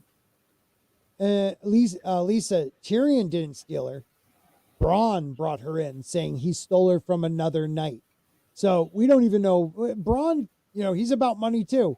So we don't know if he was at least paid to say, hey, give him this girl. Like maybe he doesn't know the depths of what Shay's involved with, but it was him that brought Shay to Tyrion, not Tyrion stealing her. So. It could have easily been Tywin that did it in the first place. Yeah, what is this? What if Ned killed Robb? No, he meant Tywin. Oh, no. Oh, Tywin stole Shay from a tent, maybe. No, what if Tywin killed Robb and became king? Oh, that's the father's name. Thanks, Lisa. Wait a minute, what? I don't understand it. What if Tywin killed Robert Baratheon and took the throne during the siege? Right. Because Jamie was there protecting the throne. Right, he was sitting, and then Ned showed up. Yeah. Okay, I got you. If Tywin took the kingship, yeah. Oh shit. All right, there'd be a couple things there. We know Robb. He might not even have to kill Robert. If he just assumed it before Robert got there, I don't think Robert wanted to be king. When did Cersei and that get together? Who, Cersei and Robert? Yeah.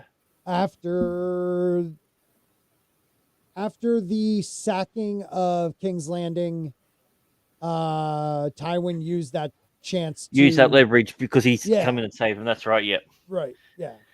And because he had so much money and power, that they made that deal. But if, let's say, Jamie didn't get up and waited for his father, and his father sat down, I can see Ned not dealing with that very well. But Robert might just be like, I don't want to be freaking king.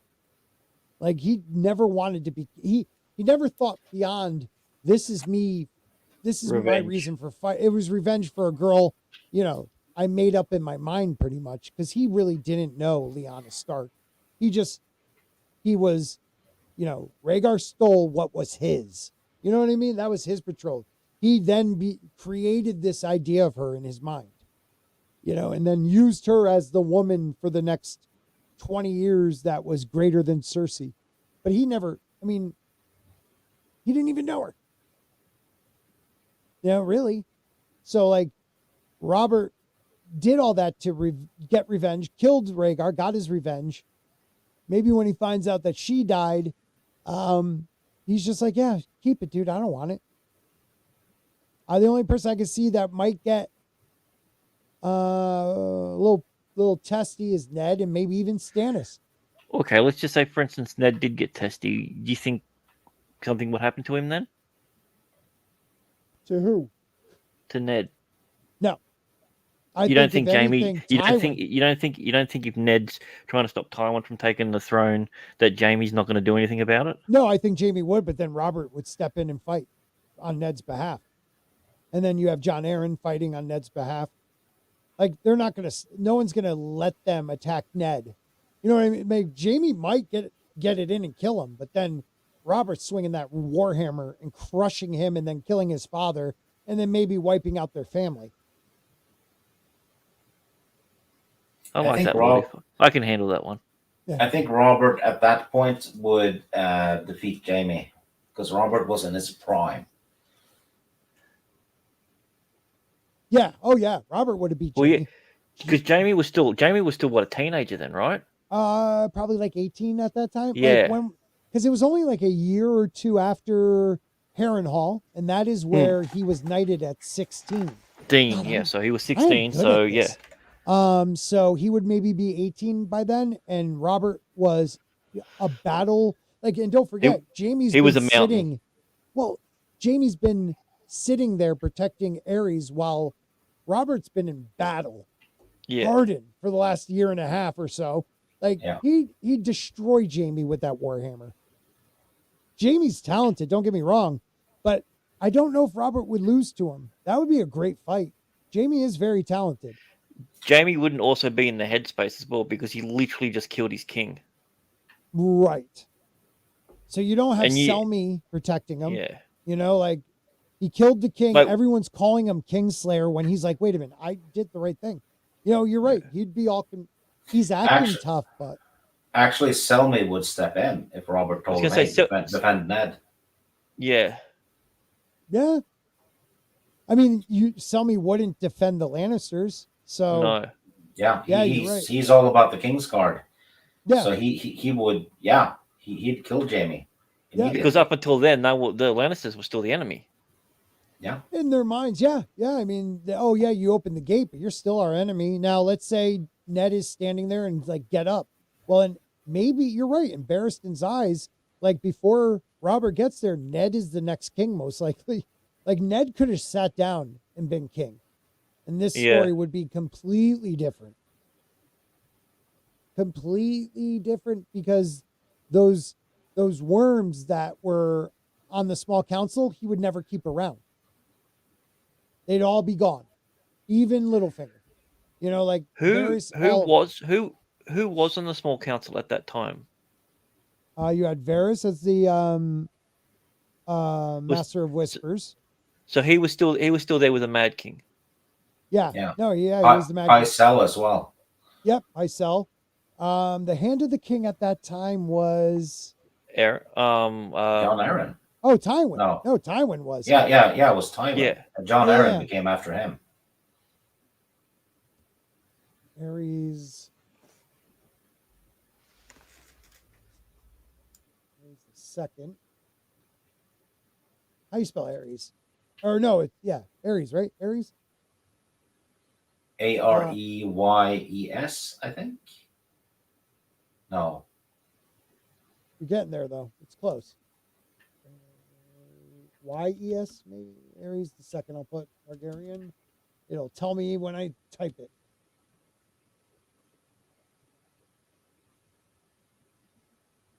Let's see. Aerys is Aerys. Okay. Aerys the second, small council. Because I don't know who the other people are now that I think about it. Let's see. Will it tell us his small council? Oh, there. Small council under Aerys. Look at that. Hand of the King. You know what? I'll share this with y'all so you can see it.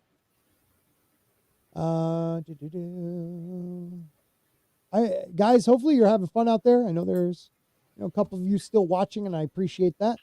We like to talk Song of Ice and Fire on this show. So you got 283.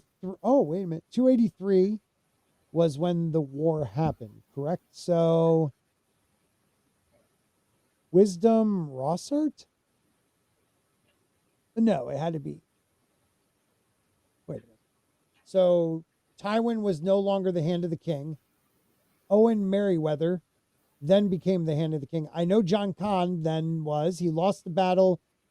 Carlton Chelstead. I don't know who that. I don't know who Wisdom Rostart is. I don't even remember hearing about him. But he was the hand. Pycelle's Grand Maester. Master of Coin was his ex-hand. Corlanton Chelstead. Simon Staunton was Master of Law.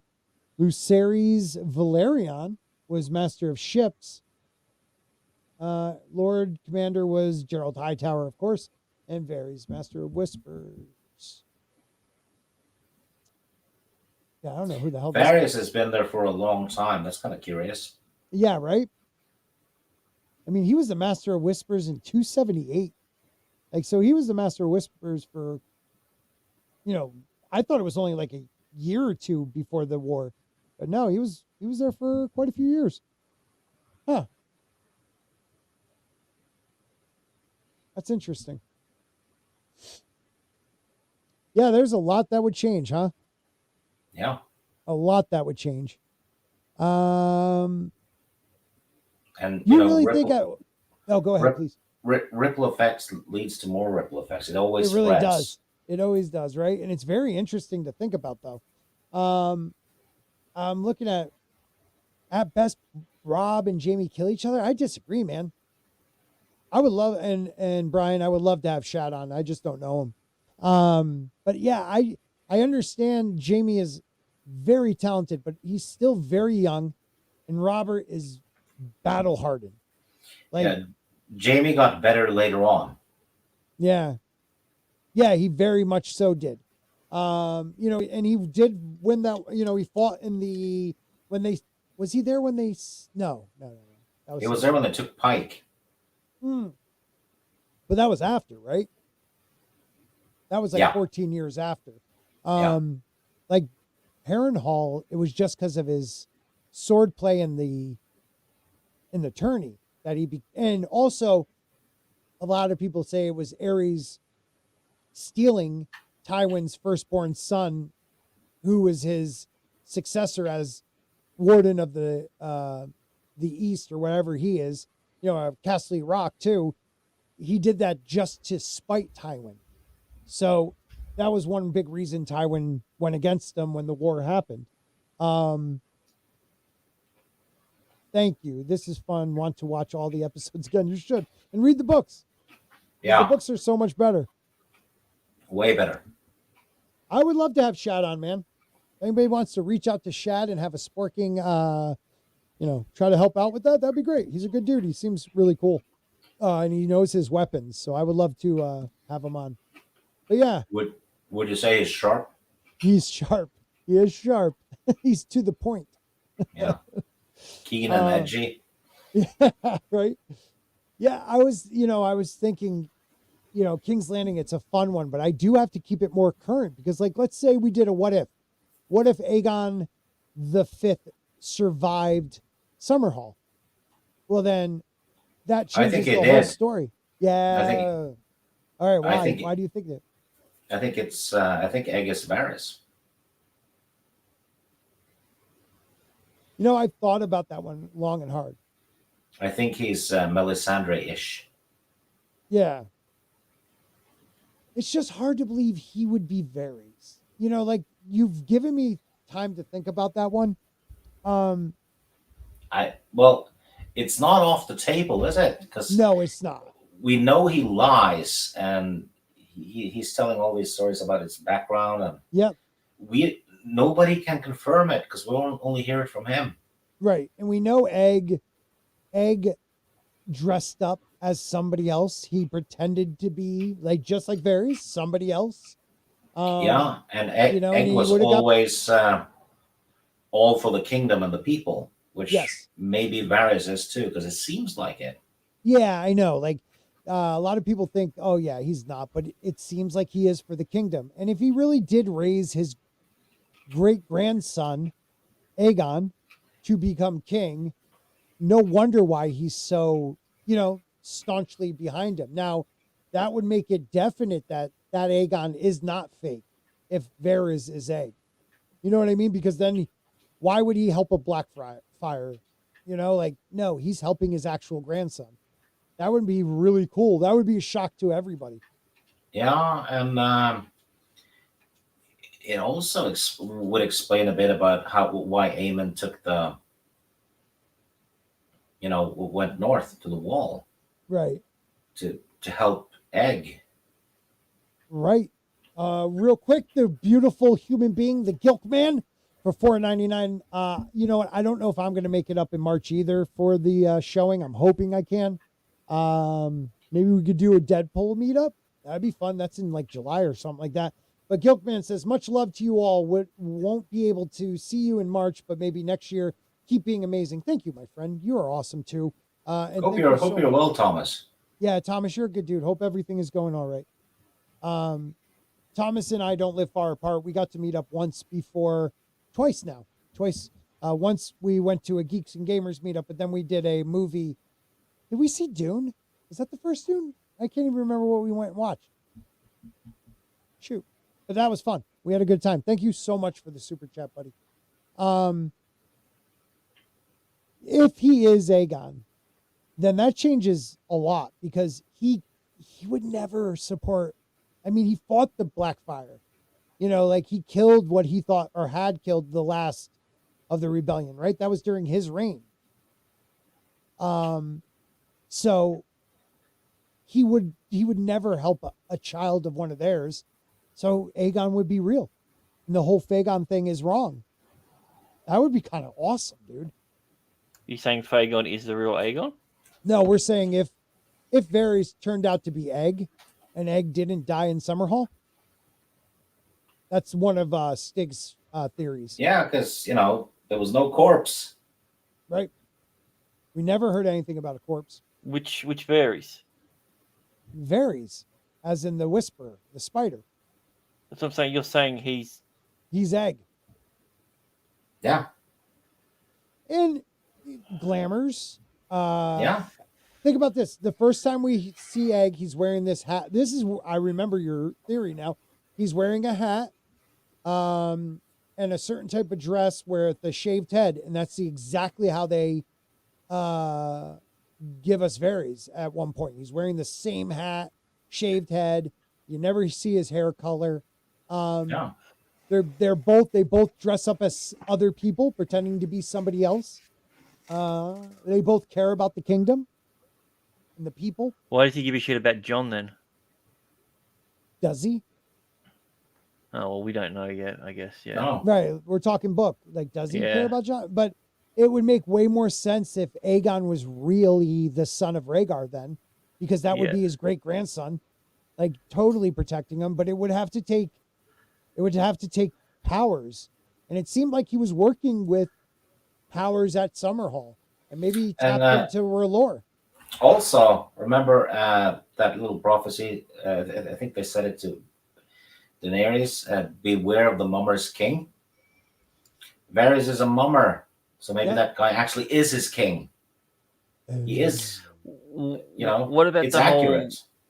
whole like eunuch thing? And We don't know. We've never seen that. and then being Well, what wasn't it was the other chick, the other thing that said that she knows what he heard in the fire afterwards. Or well, That was in the show. that was in the show only? Oh fuck. Yeah, that was Melisandre saying it. yeah. No, it wasn't Melisandre, it was the other one. No, it was Melisandre. She I thought says it was it the to other- him when they meet. They meet at Dragonstone. Oh, I thought it was the other chick. No, not that I remember. No. There was no other chick. Well- What other chick would there have been? I can't think. If the fire at Summerhall happened due to someone trying to do something to Egg, right? And maybe that's where he, lost his dick because they tried to do blood magic and he has king's blood. Valid point. So you're 'Cause- saying you're saying when he was getting mutilated is when Harrenhal burnt down because the Lord of Light did that to save him? No. That we don't know what happened at. Like he was trying to use fire and some ritual to save or to have give birth to the dragons, there was supposed to be something. I remember reading there's something above them that was supposed to drop sand, and that didn't work. And people say that the Maesters might have rigged it, and maybe I don't know, someone tried to do. I don't know about the dick thing. Or maybe I'll be he honest. he sacrificed his wiener for the king's blood stuff, which would maybe only death pays for life, or something. But the wiener thing is a story we heard from Varys. We don't know if that's true. How old would he be then? Pretty damn old. But we've had people live, I mean, very long lives. Melisandre's probably maybe. Here's a thought. Maybe Varys did die in the fire, and we got a Daenerys thing. He's a fire white. Maybe. So egg became a fire white. And so he's saying egg. So egg cooked in the fire. Yeah, overcooked. Yeah. But that would explain why he is so focused on the kingdom, because that's what egg was focused on. Yeah, and because fire whites tend to be over focused on whatever they were really focused on when they died. Yes, dude, egg. He said all he wants to do is be service to the realm. He keeps saying that, and that's Varys' his own line. Exactly. Now, Lisa, Dany's dragon were the eggs we believe that he was trying to hatch, but there is many times where a Targaryen dragon ate another Targaryen. So but that's also only in the show. So this is only a book theory. It can't be a show theory, but a book theory because we don't even have Aegon. So that what I was saying is that would make Aegon real, because no way would Egg ever support a Blackfire after the rebellions he was because he was there. Yeah, he was fighting them off. He had his men fight the last rebellion. So it has to be Aegon then. He's not. Yeah, and this is where the show went full retard. Yeah, let's do it. In the show, it's canon that those kids were killed because there's no fake Aegon. Right. And then they're like, Jon Snow is really Aegon because they named. Because let's just name our let's just take the name of the kid that died a week ago that Lyanna didn't even know about. I was just about to say that. And name him Aegon too. So she would have named her son Aegon, even though she thought Aegon was still alive. Yeah, even though her husband basically had another kid named Aegon at the same time. Such a woman thing to do, though, isn't it? Like, my kid's better than yours. I swear, I could see Alicent doing that. Yeah, Alicent maybe, but I see in the books his name's going to be like Jaehaerys, because Jaehaerys. They're going to call him JJ. Sense. Well, Jaehaerys just makes more sense because he was like he supposedly had the most peaceful, and he was the consigliere. I was going to say, what do they call Jaehaerys the first? The noble. No, he was like it starts with a C. Cunt. I knew one of you was going to say it. I thought it would be Grant. Well done. Well done. He's not my friend. Why would I say that? No, he was the not the consigliere, the bringing people together. Anyways, Jaehaerys works better. The conciliator. Oh, that's it. Yeah. That's it. That's what Jon wants to do. That's what Jon wants to do. He wants to bring them all together. Almost like he's amalgamating, like he's, Right. Yeah. So, do you guys think Egg is Varys now too?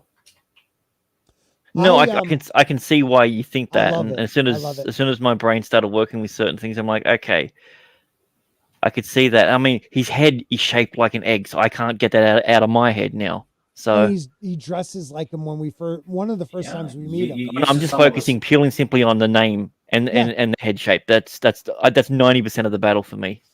Yeah. And the idea uses a lot of the same lines too, and wore the same hat. And maybe that's why the Mad King kept him around, because he's like, well, holy shit, this is my dad. Like, My dad is a fire white. I don't know.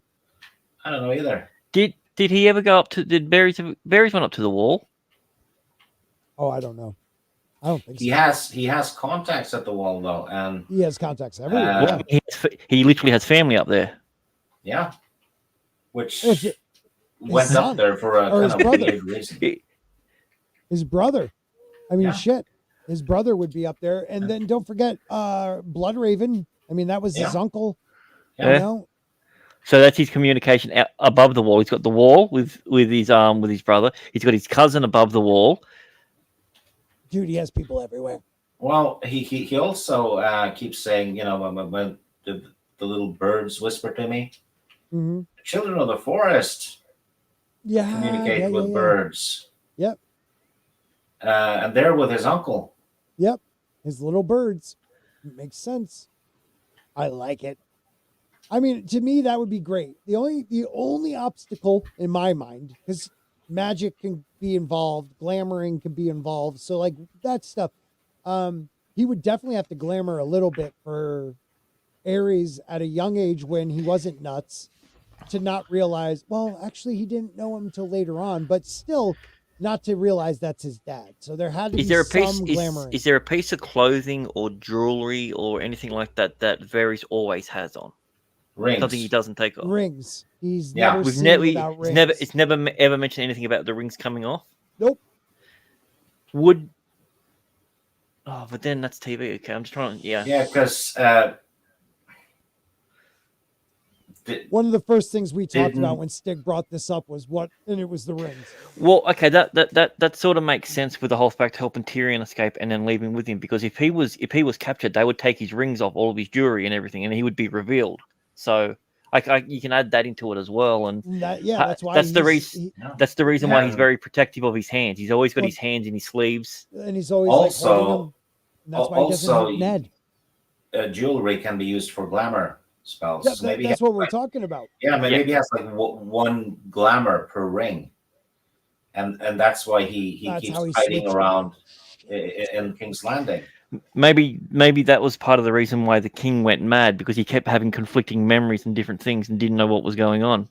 Yeah, like he could easily unglamour and be like, "Hey, dad or son," and then and then go back. Yeah. Yeah, all fucking him up. But you know what? Told you should have cleaned your room. Well, that's why he doesn't help Ned, because he realizes, again, if he gets captured, he's always doing what needs to be done so he survives. Because if he gets captured and they take his jewelry, all of a sudden he's this ancient-looking bald dude. Thank God they didn't screw that up in the TV series. With like purplish eyes. You know what I mean? Does he have all She the keeps rings? going with, we're not talking about, this is only book, Lisa. You got to get the books. Because you know this stuff so well, you would love the books way more.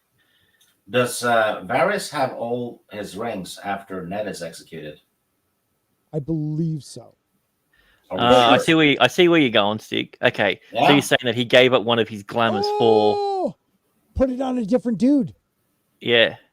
Yeah, because when Ned gets executed, Arya looks at him, and he seems drunk and all kinds of stuff.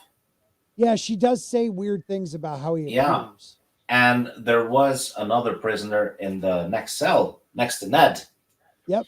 And then when Sansa sees Ned's severed head, they put tar on it for some reason. Right. And she thinks and it looks doesn't like look like Bush. Yeah, I was gonna say, in the TV series, it looked like George Bush for some Looks reason. like George Bush. Yeah, but you're right. And she says it doesn't even look like Ned, or thinks it. So I'm thinking maybe because it isn't. The glamour's off. Gone So, like that. So they just tarred the head to hide the fact that it's not Ned. And maybe Ned somehow was snuck up to the wall or somewhere. I don't know, but I think that theory is on the table. I'm not sure if it's definitely correct. right. You know what? Let's put it this way. That theory would have been awesome if George thinks about it. Like, it would have been awesome. I think the problem with him surviving is you're telling me that he's did nothing about his son and wife being killed. Maybe he couldn't. It's too far away. Maybe he was sent somewhere to do something. I don't know. You don't think he? Son and wife. Oh, you mean his son and daughter? No. Rob. Catelyn. Rob. Oh, Cat. Rob and Catelyn. Oh, Well, right. He might not even be in Westeros. Maybe Varys sent him away like he did Tyrion. Or he's still in the cell, being that other guy waiting for his because maybe release. that other guy had like a 5-year, Yeah, that'd be crazy. I don't know, and maybe he's back in Winterfell as the ghost of Winterfell. Oh my God, killing people. Oh yeah, don't know. I like really that one. Don't know. And that's why Theon laughs when he sees him, because he's like, it's fucking Ned. Yeah, and he's going half crazy anyway, so maybe he just thinks maybe that's why he thinks it's a ghost. I don't know. Oh my God. That would be so awesome. I'm just theorizing. No, I love it. I love it. We'll keep theorizing. We're going to wrap it up soon, so I just want to, so I didn't lie on my on our description.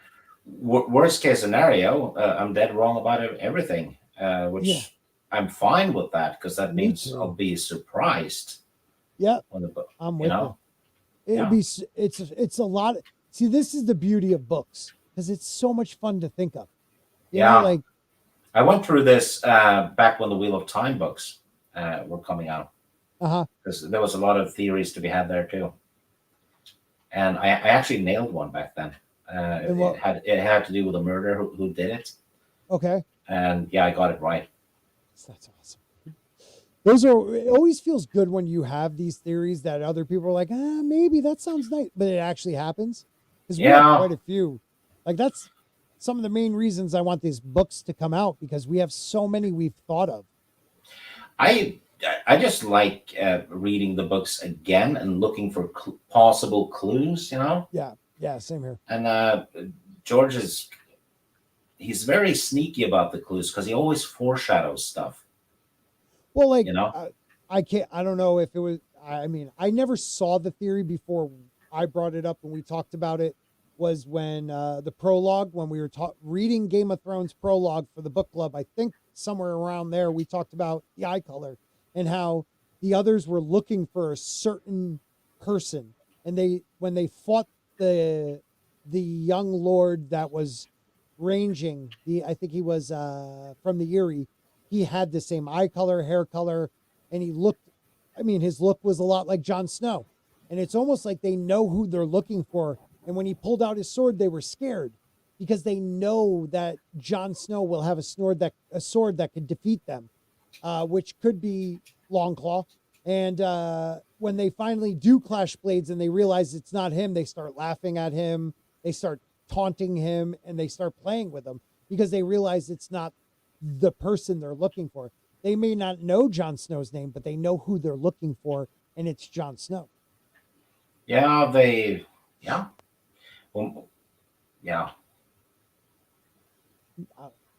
going to be a good one. I know it.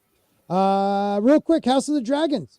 A tale told over decades, the narrative brilliance of House of the Dragon. Yeah, we already heard all that. The final trio of episodes are Prelude to War. We knew about that. We already saw that. Based on George R.R. Martin, set nearly 200 years. Yep, we know that. Narrative story of the Civil War. This is after King, he died. What are they trying to tell me now? Let's see. What's this? House of the Dragon Season 2 is going to be incredible. Wait a minute, do they already have... Oh, yeah, we've already seen like a commercial for it, right? Yeah. There is no water. Let me just stop right here. If for some reason, because they always get me on claims, I'm just going to clip this part out. So hateful to the gods. There's a war between kin. And no war so bloody as a war between dragons. Yeah, we already saw this, right? Many will die. And the victor will eventually ascend the throne.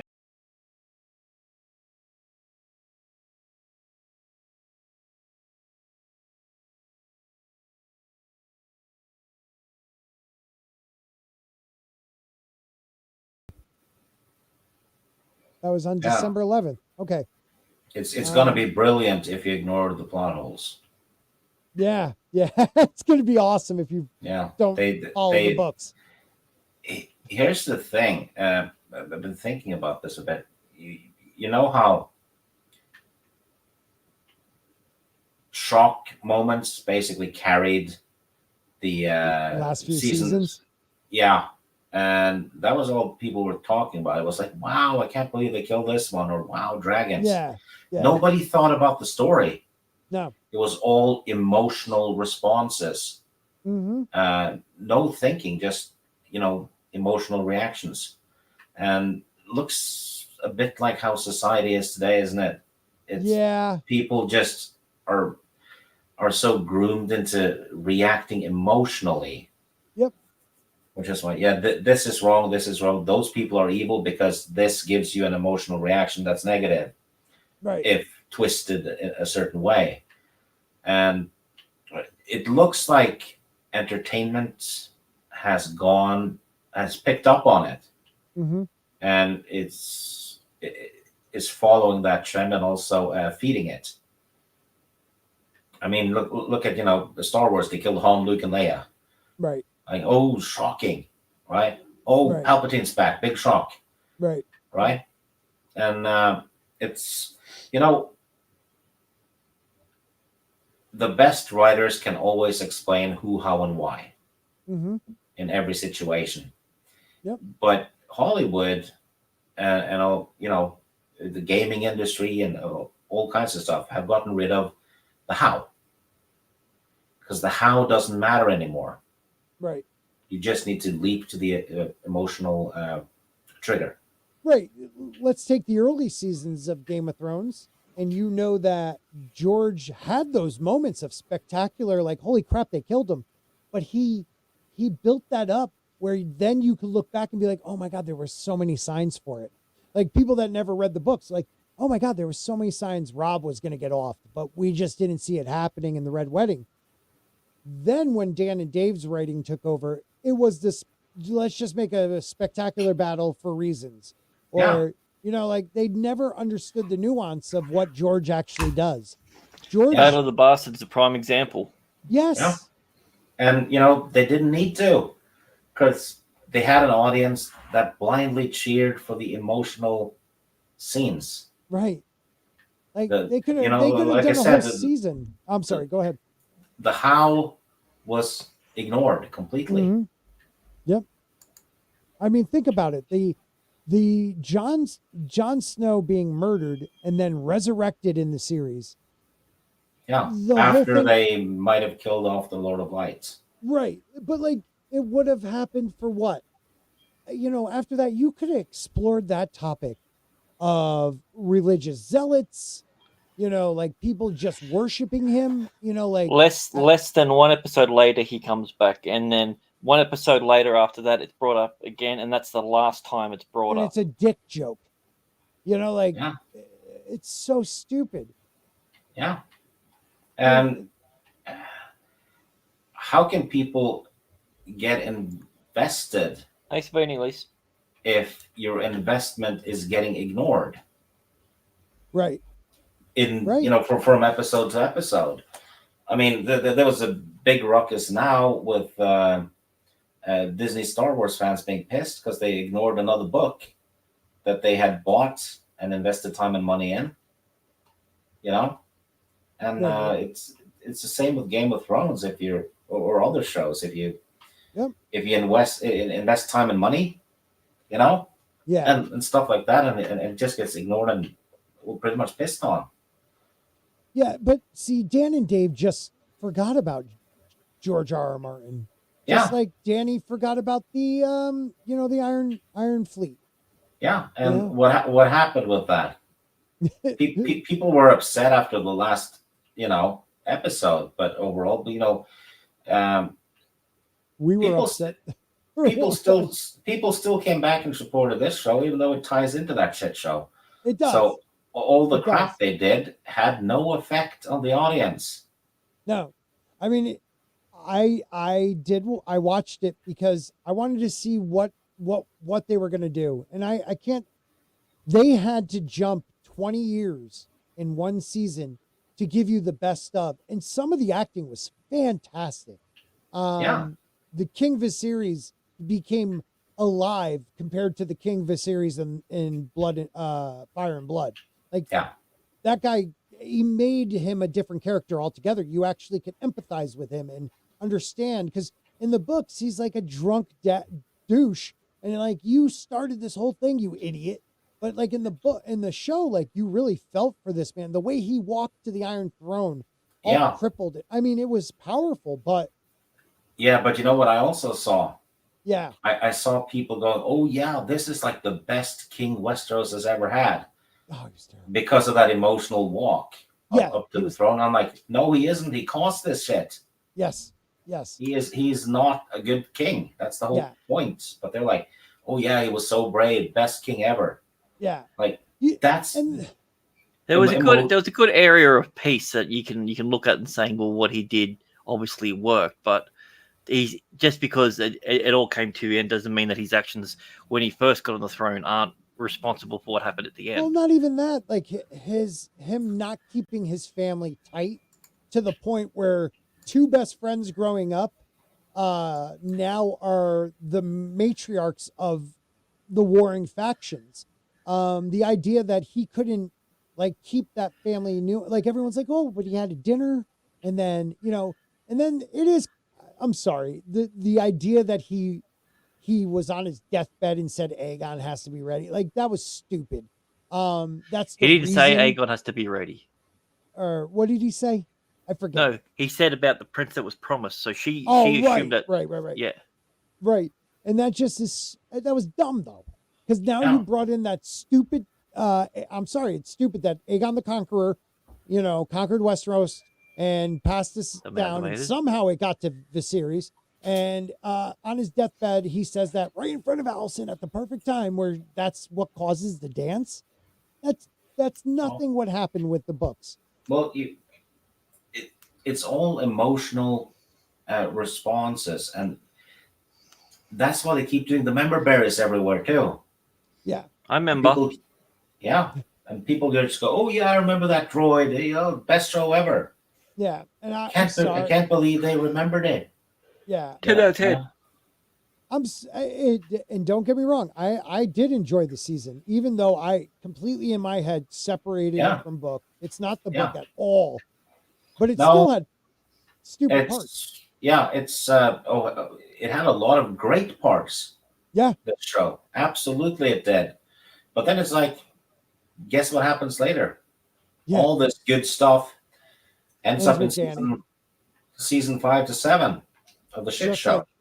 Just like all those Mandalorian fans who are mad when after episode 1 of that series, I was like, this show sucks, because we were given the idea this was going to be a gunslinging like Wild West, and now he's a babysitter. Like, Babysitters in Space, Part 5. Yeah. I'm sorry. And they contradicted the movies in the first episode, but heck, I got doxxed for pointing that out. I know you did. By the fandom menace, who's supposed to be against Disney. I remember, and I know people that attacked you, and I was disgusted by it.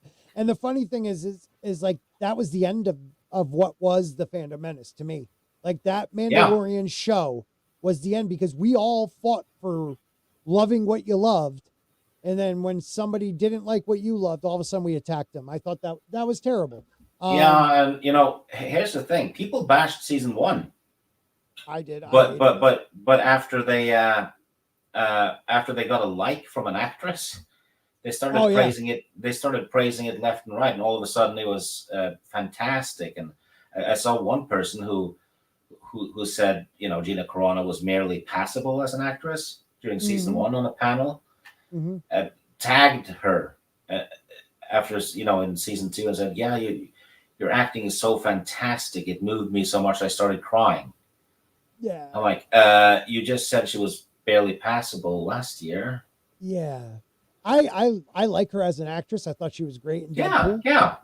But hypocritical things happen. I get that. Yeah. And maybe that's why I'm such a small channel. I can't help say what I say. I was sitting there going, it's like what you guys said last year, when we were bashing plot holes and bad writing, and I pointed it out in Mandalorian season 2. You know, well, why did Grogu have to go to that shrine and contact Luke when Ahsoka knew where he was anyway? Right. And so dumb. And then Luke could find him anyway. He showed up at that. Yeah. Yeah. Oh so it's God, like look at Luke. that whole episode was pointless, and like, yep. Yeah, got doxxed for it. Yay. Yeah. Yeah.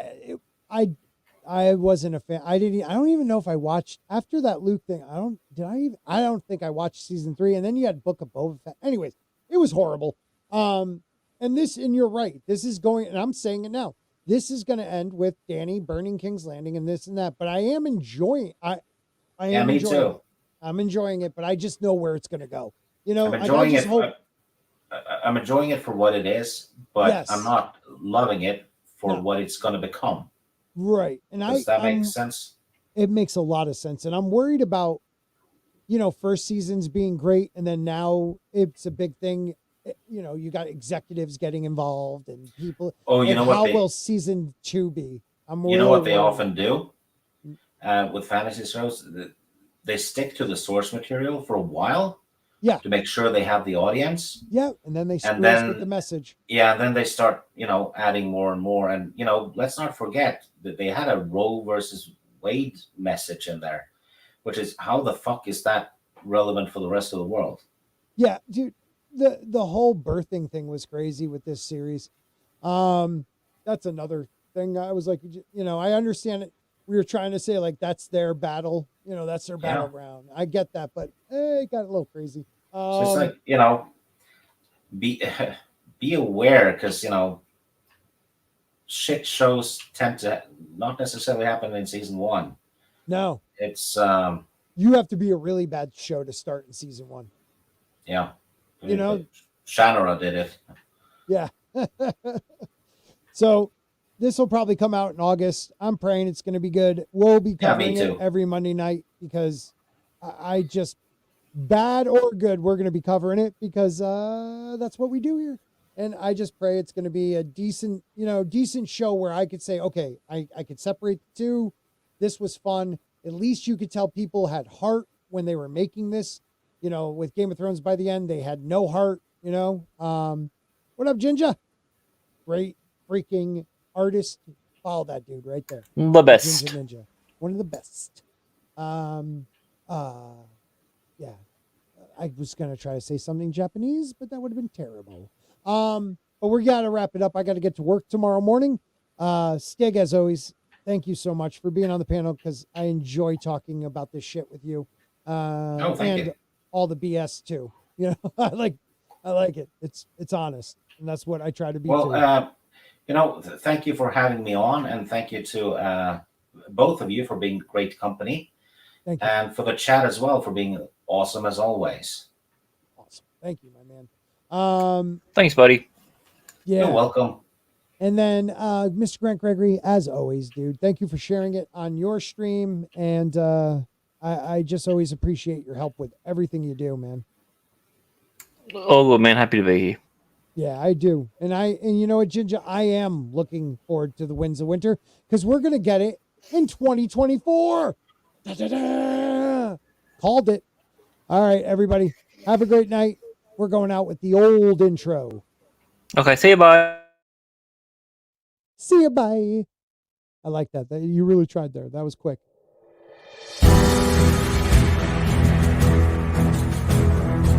Just wish this was louder. That's all Culture Casino.